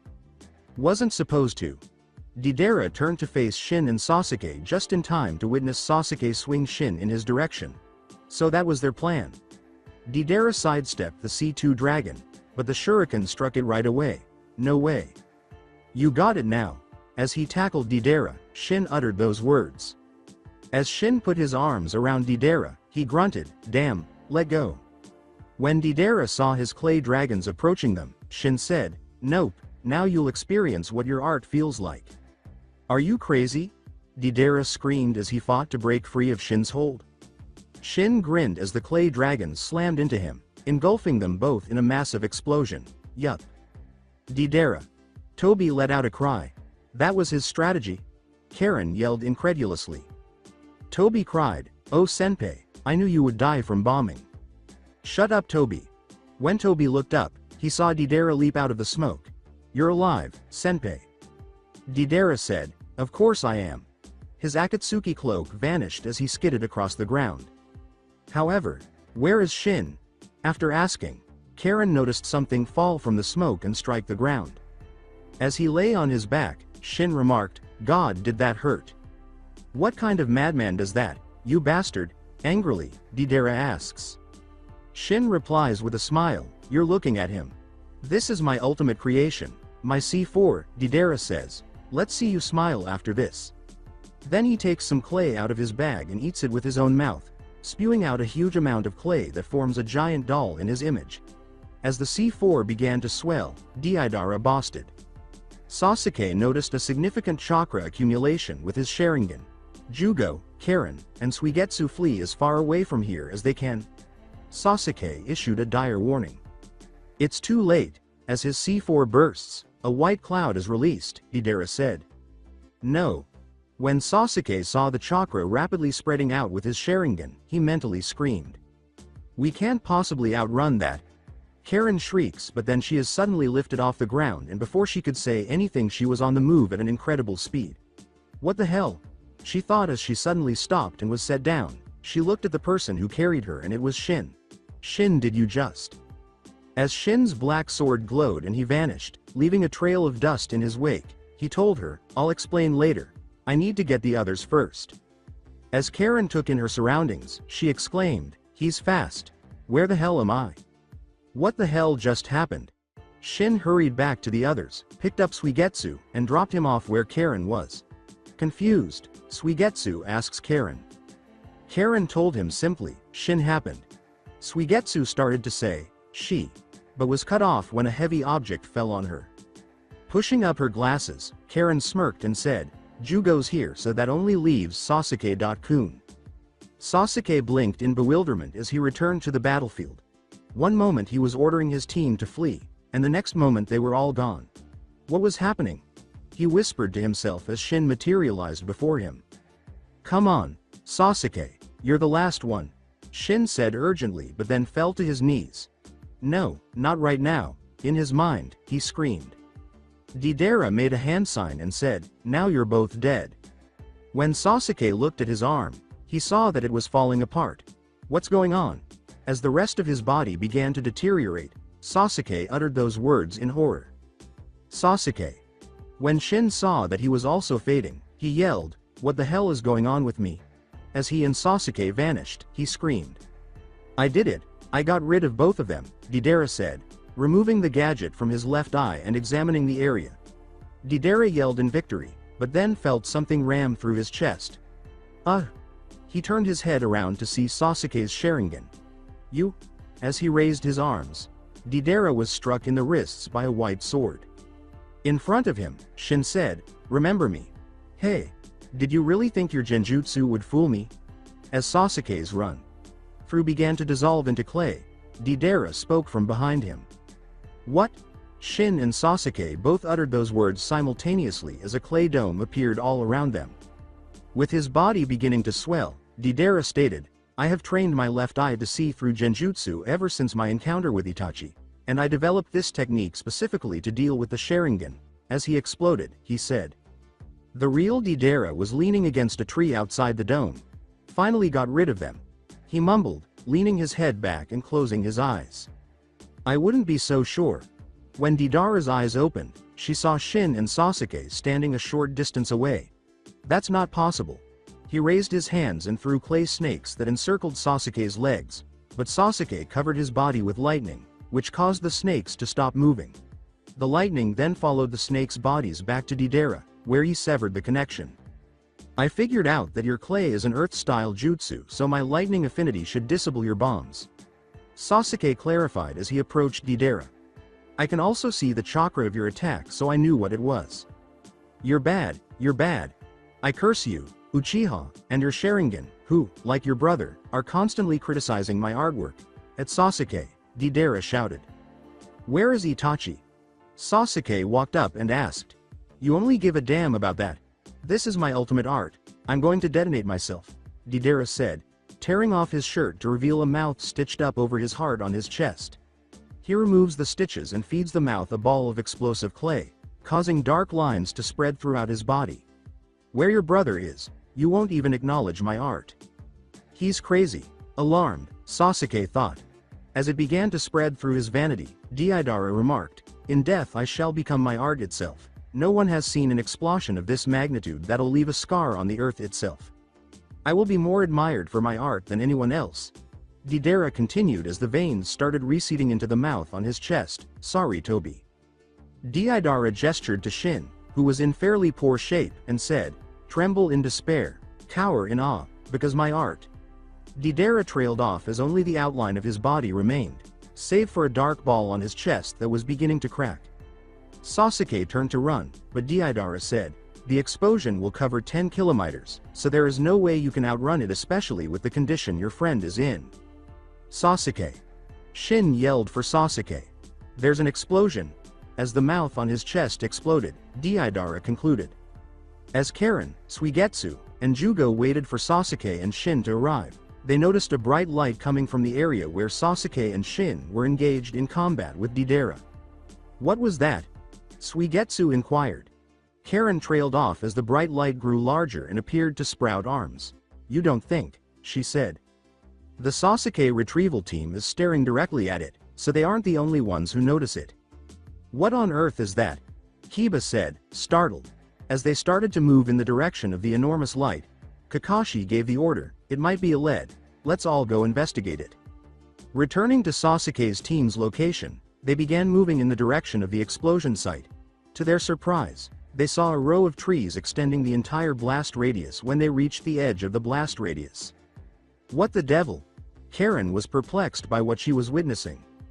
That ought to be destroyed, right? As they made their way to the center of the explosion, Suigetsu remarked, I saw Sasuke and Shin sitting on the ground, panting. Kun Sasuke. To get the attention of the two, Karen called out. Hey. Shin gave them a wave before flinching. How on earth did you two make it through that? Suigetsu inquired. After giving Shin a quick glance, Sasuke replied, he cut the explosion. Return? Unbelieving what she had heard, Karen inquired. He pointed to his black sword and said, you heard what he said, I cut the explosion with this beauty right here. Anyway, what exactly are your swords? Suigetsu inquired. Well, this one is called. Shin fell back without finishing. Shin. When he was just sleeping, Sasuke went to see how he was doing and sighed with relief. Karen chuckled and then tensed abruptly, saying, I guess he's just human after all. Karen. What's wrong? Sasuke inquired after observing her tenseness. Karen told everyone, I detect several chakra signatures approaching this location. Sasuke gave the order, then let's move out, Jugo carry Shin. Jugo took Shin, who was still brandishing his black sword, and laid him on his shoulder before they departed the area. When the Sasuke retrieval team reached the blast site a short while later, they asked, what happened here? Kiba said. And why are there trees? Naruto made a point. After surveying the area, Kakashi noted, there was a battle here. Who is it between? Sakura inquired. Kakashi paid close attention to a particular location and said, Shine and Sasuke were here. They were? Sakura exclaimed. Kakashi confirmed, yes. He made a few hand gestures and bit his thumb before slamming his palm to the ground and calling forth Pakun. Pakun raised his paw in greeting, yo. Kakashi gave the order, Pakun, I need you to pick up Sasuke's scent.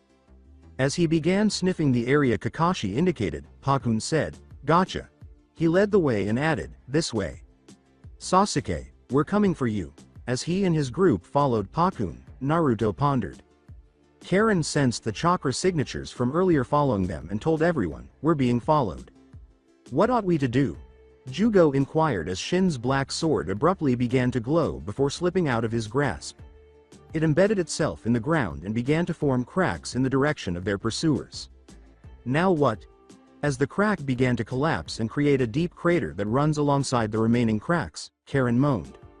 As Shin's black sword vanished, Jugo remarked, I think that should stop our pursuers. As they proceeded on their journey, Sasuke gave the order, then let's keep moving. Hinata's eyes widened as they were following Pakun back with Naruto's group. Stop, everyone stopped when she yelled. Hinata. Chan, what is it? Naruto asks anxiously. Something is on its way to us. As soon as Hinata said that, the ground began to collapse beneath them and cracks began to appear beneath them. Go. As they leapt from the crumbling ground and made their way in the other direction, Kakashi gave the order. We're getting caught up in it. From Kakashi's shoulder, Pakun took note. As the cracks began to close in on the fast, Kiba remarked, damn, we can't outrun it. When Hinata activated her Byakugan and noticed something strange about the ground, she abruptly stopped, shocking everyone with her sudden appearance. What are you doing, Hinata? Sakura screamed in shock. Kiba told her, come on Hinata, we have to move. Hinata gave him a resolute look. Hinata. Chan? Are you sure? Naruto asked, glancing at Hinata. In his mind, he said. As she turned to face the approaching cracks, she told Naruto, don't worry. She took a deep breath before striking the ground with a Juken strike, which caused it to collapse horizontally across nearly the whole width of the blast area, effectively stopping the crack's advancement. Kiba gazed in wonder at Hinata's demonstration of skill, saying, incredible, I didn't know you could do that. How did you know that would work, Hinata? That's really impressive. As he watched the fissure Hinata made, Kakashi asked in an impressed tone. Well, I noticed with my Byakugan that there was a force underneath the surface that was causing the ground to start collapsing in a domino effect, so I just made a space to disrupt that flow. Humbled Hinata. You are an incredible Hinata. Naruto expressed his pride in Hinata by complimenting her. Hinata timidly thanked Naruto, saying, Thank you Naruto. Kun. It felt great to receive praise from her partner. Sakura examined the fissure Hinata had made and thought, this is no small feat. She touched the edge of the fissure and instantly pulled it back when she sensed a choking sensation. Electricity? As she saw some lightning across the edge, Sakura muttered. Did she do this by combining her Juken with a lightning style jutsu? I never knew Hinata was capable of something like this, Sakura thought as she got to her feet, balling her fists. Am I being left behind again? Unaware that Sai was observing, she asked herself in her head as the rain began. They found a place where Captain Yamato used his wood style technique to create a house for everyone to sleep comfortably after Kakashi decided they couldn't follow the trail because it would take too long to circle the collapsed earth and the scent would have been washed away by the rain by the time they did. As he lay on his sleeping bag, Kiba remarked, "Man, this is how you camp out." A lantern was set up nearby to light the space. Naruto lay on his sleeping bag with his hands behind his head and said, "Yeah, this is pretty nice. Man, I wish we had Captain Yamato whenever our team goes out on missions. We never have to worry about finding shelter if he can summon a house on a whim." Kiba replied with a grin. Shino complimented him, saying, "Yes, Captain Yamato would certainly make finding shelter easy." Yamato gave a shy smile and said, "Thanks." Kakashi observed, "You're certainly receiving plenty of compliments today." Sakura and Hinata are getting ready for bed in a separate room by spreading out their sleeping bags. Sakura was sitting on her sleeping bag when Hinata said, "Captain Yamato is really amazing to be able to do this." Sakura laughed and said, "Yeah, I was amazed the first time he did this and best of all we have our own room." As she began removing her jacket and changing into her pajamas, Hinata joined her. Sakura's eyes widened at the sight of Hinata's figure, which resembled a character from one of Jiraiya's erotic novels. Her enormous breasts, which are straining against her mesh armor, are much larger than Ino's and possibly larger than Tsunade's. Her impressive bust made her already slim waistline appear even slimmer. Hinata took off her pants to reveal her fabulously sexy legs, complete with black lace panties that flaunted her nicely shaped butt. As she watched Hinata put on short shorts and an oversized t-shirt, she thought to herself. Hinata blushed when she saw Sakura staring. "Why are you staring, Sakura-san?" Hinata questioned shyly. Sakura told her, still in awe, "Hinata, you have an incredible body." I do?" Hinata inquired. She was aware that, even prior to Naruto marking her in her metamorphosis, her body was more developed than other women's, and her fellow vixens frequently remarked that, particularly in her vixen form, she had the largest breasts in the world, even larger than Tsunade's.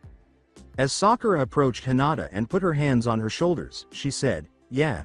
Hinata, you have to tell me your secret." "S. Secret?" Hinata questioned uneasily. "Yes, tell me how you got those enormous breasts.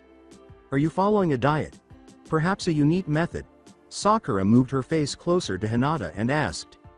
Sakura's questions caused Hinata to flush violently. Excuse me a moment." She hurried out the door after saying this. Sakura sighed and then collapsed on her sleeping bag, staring at the ceiling and saying aloud, "Maybe I went too far. Are these really that desirable?" Hinata sighed as she leaned against the door outside the room. She said as she cupped her breasts in her palms, "Well, Naruto-kun certainly likes them a lot." She then thought of how Naruto plays with her breasts whenever they make love, which causes her body to get hot. Katsu and Katsuo love to snuggle against them too. She smiles when she thought of her sons. Ordinarily she would leave a shadow clone behind so that her sons won't notice her missing, but on higher rank missions she can't risk her clone disappearing on them if she gets knocked out. Like her fellow vixens, Hinata had to stay with her kits for almost 3 weeks since they can't thermoregulate since they were born foxes, but they used that time to bond with their kits. She let out an audible sigh. She couldn't believe she was able to hide her pregnancy from her clan, but thanks to a special seal that the main house created to prevent the branch house from spying on them, she was able to prevent her clan from seeing her developing children. However, she couldn't hide her growing stomach as it grew at a faster rate due to her being a fox, so she and her fellow vixens discussed with Naruto that they would leave the village for the remainder of their pregnancy, but on the pretense that they were going on vacation. With a smile of affection, Hinata recalled their vacation, and how Naruto had been very attentive to their needs, hardly letting them leave their bed. She had never seen Naruto so anxious, as he never left them out of sight, even when he was looking for a den in which to live. Then, she walked down the hall and headed for the living room area of the house, which had a wooden table and wooden chairs. She sat on one of the chairs and started thinking back on the day that had led her down the path she was in. Rewind. All right, you can do this, Hinata said, taking deep breaths to prepare herself mentally for what she was about to do. Who am I kidding? I can't do this, she told herself as she peered around a fence's corner and saw Naruto approaching her. Just walk up to him and ask him out. No, you can't give up this easily, Hinata said, shaking her head and patting her face despite her mental panic. If you don't move right away, Naruto-kun won't notice you. I'm so sorry, I wasn't looking where I was going, she thought as she gritted her teeth and turned the corner before running into something solid. She looked down and apologized right away. Don't worry, Hinata-chan, it's okay. When Hinata looked up, she saw that the person she had bumped into was Naruto. Naruto-kun. The smiling Naruto said, that's my name. When Hinata realized how close to Naruto she was, her face flushed. Naruto became worried and asked, Hinata-chan, are you okay? You don't feel hot but your face is really red though, he asks, pressing his right hand to her forehead, making Hinata's face flush more deeply. Hinata was immobile as she stared into Naruto's eyes, thinking, he has really nice eyes. Then, as she kept looking into Naruto's eyes, she detected a very pleasant scent emanating from him. Is Naruto-kun wearing cologne? As her eyelids grew heavy, she thought, it smells really nice.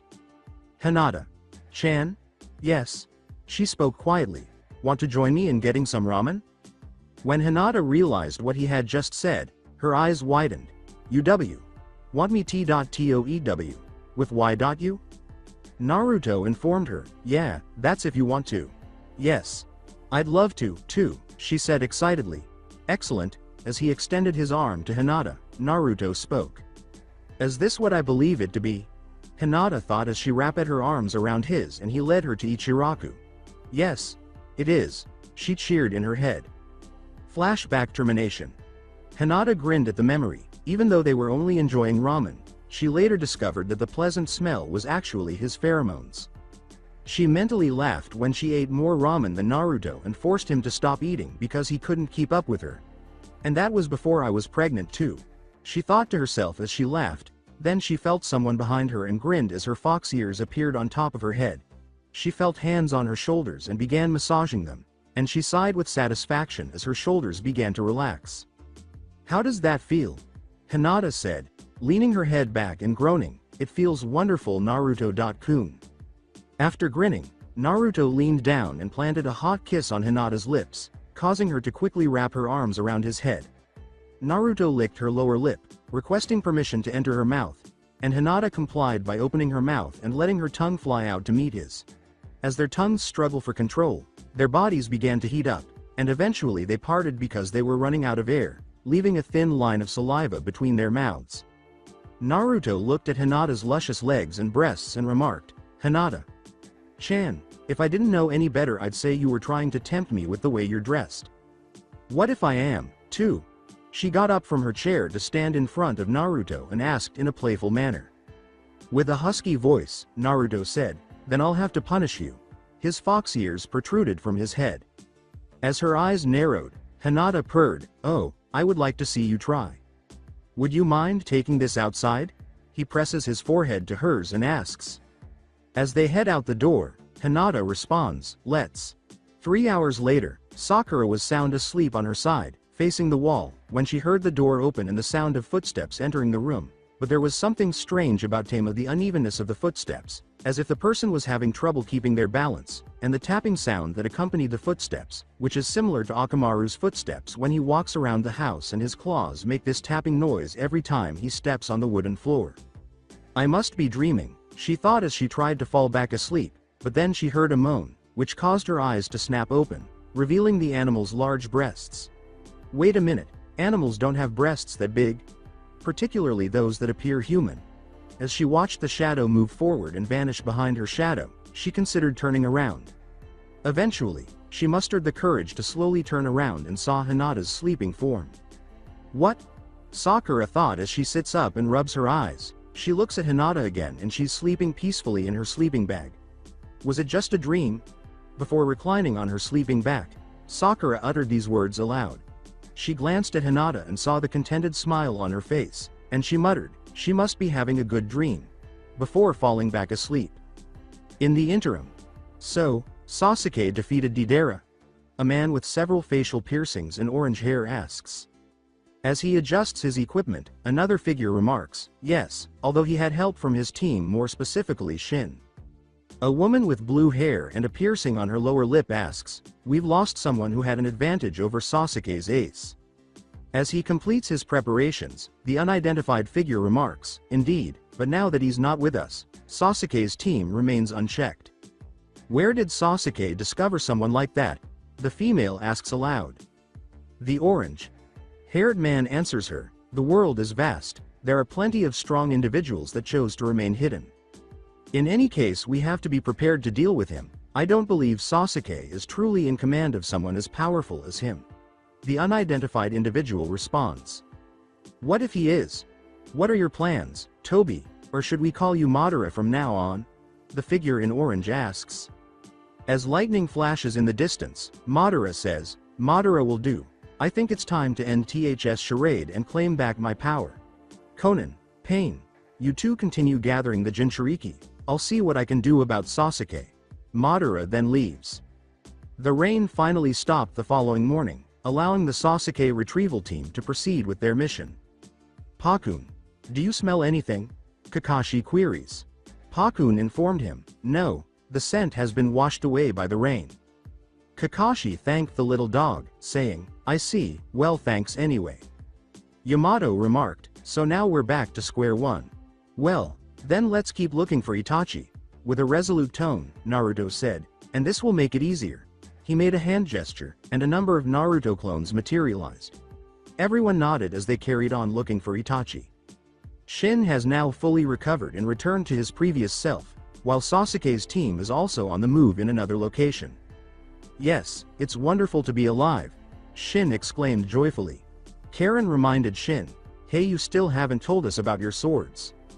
As he started to explain, Shin said, "Oh yeah, then let me enlighten you. This lovely lady right here is Blanc." He called forth his white sword. "And this beauty right here is Nore." He called forth his black sword in his other hand. Nore has the ability to absorb any physical impact and render cause of it useless. "So you were taking in my attack when you blocked it?" Jugo inquired. "Yep, and no matter how much pressure you exert, it would be as if you aren't doing anything." Shin laughed.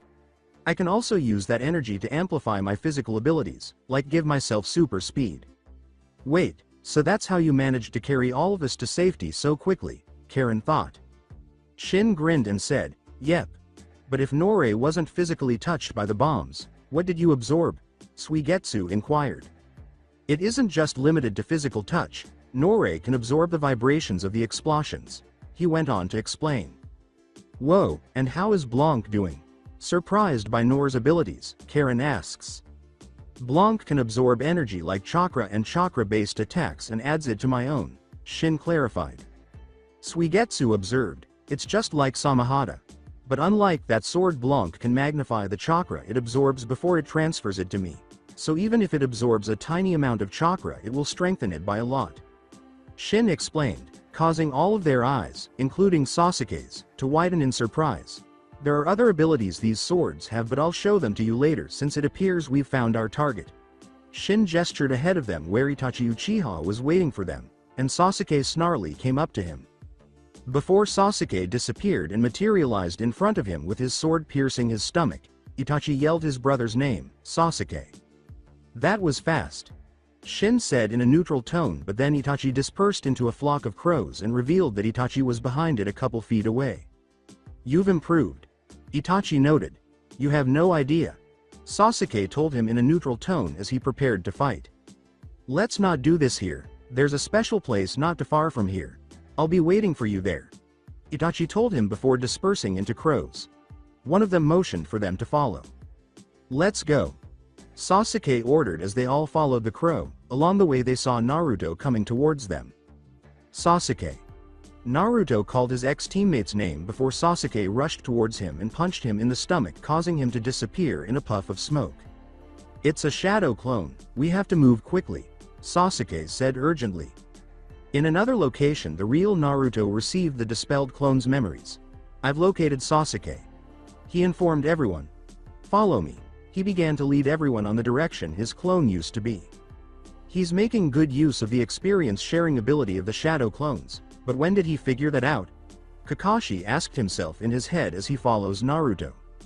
Sasuke and his team arrived outside of what appeared to be ruins. What is this place? Karen asks. It was hideout that was once used by the Uchiha. Everyone turned to the direction they heard the voice and see an Akatsuki member and Itachi's partner Hoshigaki Kisame.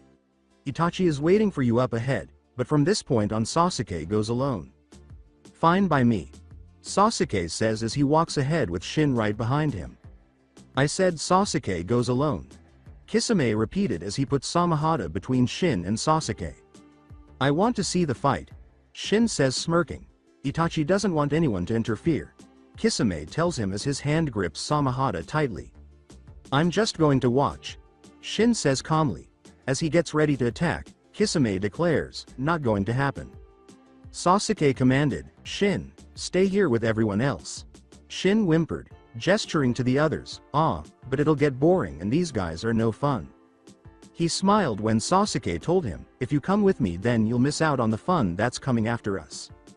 As Sasuke continued to move farther into the hideout, Shin thanked him, saying, oh yeah, thanks for reminding me. Hey Sasuke. Sasuke looks at Shin as he tilts his head to the side. Shin tells Itachi, pumping his fist forward, prove that younger siblings are superior to older siblings. Karen's eyes widen as Sasuke smirks and keeps moving forward, while his team observes him pushing back and saying, I sense multiple chakra signals approaching this location. From which direction are they approaching? Shin asks and Karen pointed the way. Let the fun begin. Shin says as he begins heading in the direction Karen pointed. Meanwhile Naruto and his friends have arrived where his clone was and with the help of Pakun, managed to locate Sasuke's scent and follow it. The scent leads this way. Pakun told everyone as they jumped from the tree branches. Hey! Everyone stoked when they saw Tobi standing on a tree branch in front of them. Get out of our way! Naruto demanded as he charged a Rasengan and attacked Tobi, but he just went right through him. He passed right through him? Kakashi thought in surprise. Yeah, no can do, can't have you interfering, Tobi informed them. You can't take us all on, Kiba exclaimed. Bet I can. Everyone's eyes widened as they saw Shin land next to Tobi. Long time no see. Shin waved at them. You. Naruto pointed at Shin. I see you have some unfamiliar faces with you this time. Shin noted as he looked at Hinata, Kiba and Shino. This should be fun. He turned to face Tobi. You sit this one out, I'll take care of this. He told Tobi before jumping down to the forest floor. Alright, how would you like to do this? Do you want to go one-on-one or take me on together? Naruto was about to jump down when Sakura zoomed past him with her fist pulled back. Sakura-chan. I'll make an opening for you to attack. Sakura told him as she threw a punch at Shin. Hey. Shin smirked as he summoned Norei to block Sakura's punch. Don't you know that won't work? Shin told her as he pushed her back. Then how about this? Fang over Fang. Kiba announced as he spun around, turning himself into a mini twister that headed towards Shin. Interesting. Shin said as he blocked Kiba with Norei and canceling his attack. What the devil? Kiba said, surprised that his attack suddenly stopped. Physical attacks are useless against me. Shin told Kiba as he prepared to cut him in half, but Hinata managed to rescue him. Nice save. Shin complimented, but then he was beginning to be covered with bugs. Let's see your swords absorb that. Shino said as Shin was completely covered in insects, but suddenly the insects dispersed from Shin. Impossible. Don't need to use my swords. I love bugs. Shin said. He extended his hand forward and the swarm of insects flew at Shino. And they love me. He can control insects too. Shino was shocked as his own bugs were being turned against him, but they were blocked by Hinata, who used her rotation technique to scatter them. Shino-kun, stay back. As she charged at Shin with her Byakugan activated, Hinata said to her teammate. Once more. As he raised Norei to block Hinata's Juken, Shin raised an eyebrow and asked. Shin said, you still don't get. as he became aware that he was being pushed back. No way! Shin was genuinely making an attempt to work against Hinata. Sakura exclaimed in disbelief, "No way, Hinata's actually doing it." Shin said, "Don't get your hopes up." He raised Blanc to cut Hinata, but she jumped back. Hinata yelled, 8 trigrams vacuum palm, as she pushed her right palm forward, sending a stream of air in Shin's direction, who just managed to avoid it. Shin thought, that was close. However, Hinata closed in fast and used her soft fist to hit him in the stomach. He exclaimed, coughing up blood as he was flung backward and collided with a tree. "That actually really hurt?" he exclaimed, clutching his pit. As she assumed her soft fist stance, Hinata informed him, "Your body may be able to take outward blows, but even you are vulnerable to internal injuries." Shin exclaimed, "This is nothing," as Blanc began to glow and he threw Hinata a series of energy waves. Sakura yelled in alarm, "Hinata!" However, Hinata's body was suddenly covered in chakra, and she began spinning around to create a dome of chakra that repelled Shin's attacks. "That won't work." Shin used Blanc to block his attacks and absorb their chakra. Blanc's ability to amplify the chakra gave Shin a tremendous boost, which he used to heal his wounds. He said, much better," as he noticed Hinata encroaching on him once more. He swiftly used Nore to slit Hinata, saying, "Not this time." "Hinata!" Kiba exclaimed anxiously. Shin grinned and said, "One down." However, the smile vanished as Hinata vanished in a cloud of smoke. A shadow clone. But where? Shin was swatted off after a chakra lion head struck him in the back. As she took in the chakra from Shin, Hinata told him, "You left yourself wide open." In his mind, Shin screamed, "No," as he felt all the chakra he had acquired evaporate.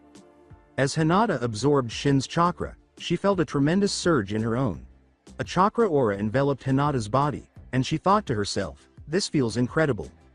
When Shin embedded Nore into the ground, he saw an opening, and the ground began to crumble and collapse beneath them. A trail of after photos was left behind as Hinata jumped into the trees. As Nore began to glow and he disappeared, Shin thought, "I have to take her out first, her abilities are dangerous." Sakura began to look around and said, "He's gone."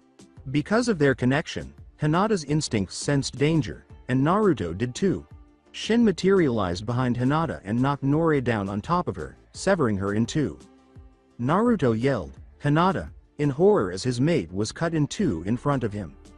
Not falling for it, Shin claimed that as the one he split in two vanished in a cloud of smoke, he did swing Blanc back to slit Hinata across the chest.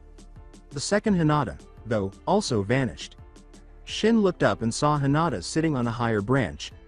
"I've never fought against an older sister before, but I'll still beat you." "What do you mean?" answers Hinata. "My personal goal is to defeat all older siblings I meet, and like I explained earlier, I've defeated older brothers mostly, so you're my first big sister." Shin clarified. "And I've got to say you're way better than they were." Hinata said, a little perplexed by his objectives, "Thank you." Before disappearing, Shin said, "Enough talk, let's finish this." Hinata's senses were keenly tuned in as she attempted to spot Shin. Abruptly, she leaned forward and brought her leg back to sidestep Nore as Shin materialized behind her before disappearing once more. No one in particular is asked by Sakura, "How is he doing this?" As he removed his headband to reveal his Sharingan, Kakashi explained, "He's moving at an incredible speed." As the tree she was standing on is cut in half, Hinata leaps to her feet, and Shin emerges behind her, both of his swords held apart. "Gotcha!" Shin exclaimed, forming an X with his swords, but Hinata abruptly disappeared in a flash of purple. "No way!" he exclaimed in shock, and then he heard electricity and turned to see Hinata standing behind him, ready to hit him with a lightning. Soft fist. "Damn!" Shin swore as Hinata hit him in the back, knocking him to the ground. Kakashi looked at the spot where Shin hit the ground and saw that his body was motionless. That was the Flying Thunder God technique. Hinata knows it too. He thought in shock. When Kakashi saw the glowing outline of a fox head on Shin's back, he wondered, is he dead? As Hinata landed next to Shin and took his swords before putting them away from his body, Kakashi wondered, is that the seal she used to mark him? Shin struggled to move his body and asked no one in particular, "Why can't I move?" Hinata reached into her ninja pouch and took out some rope, explaining, I added some lightning chakra into my Juken to send a continuous electrical shock through your muscles, causing them to contract uncontrollably. As Hinata approached him from behind and knelt down to tie his arms, Shin remarked to her, very clever, but you made a mistake. What? Hinata inquired warily. As Blanc began to ascend into the air and fly in Hinata's direction, Shin informed her, I don't need to hold my swords to use them. She jumped away as Blanc slashed Shin's leg. Kiba sarcastically said, Ha, you missed. Shin began to move and asked, Did I? Hinata exclaimed in shock, Impossible. You should still be paralyzed for several more minutes. Shin said, taking Blanc off his leg and getting to his feet. Blanc absorbed the lightning chakra. Thanks for the lightning, by the way. That's it for today. I hope you guys enjoyed this great story. See you in the next one.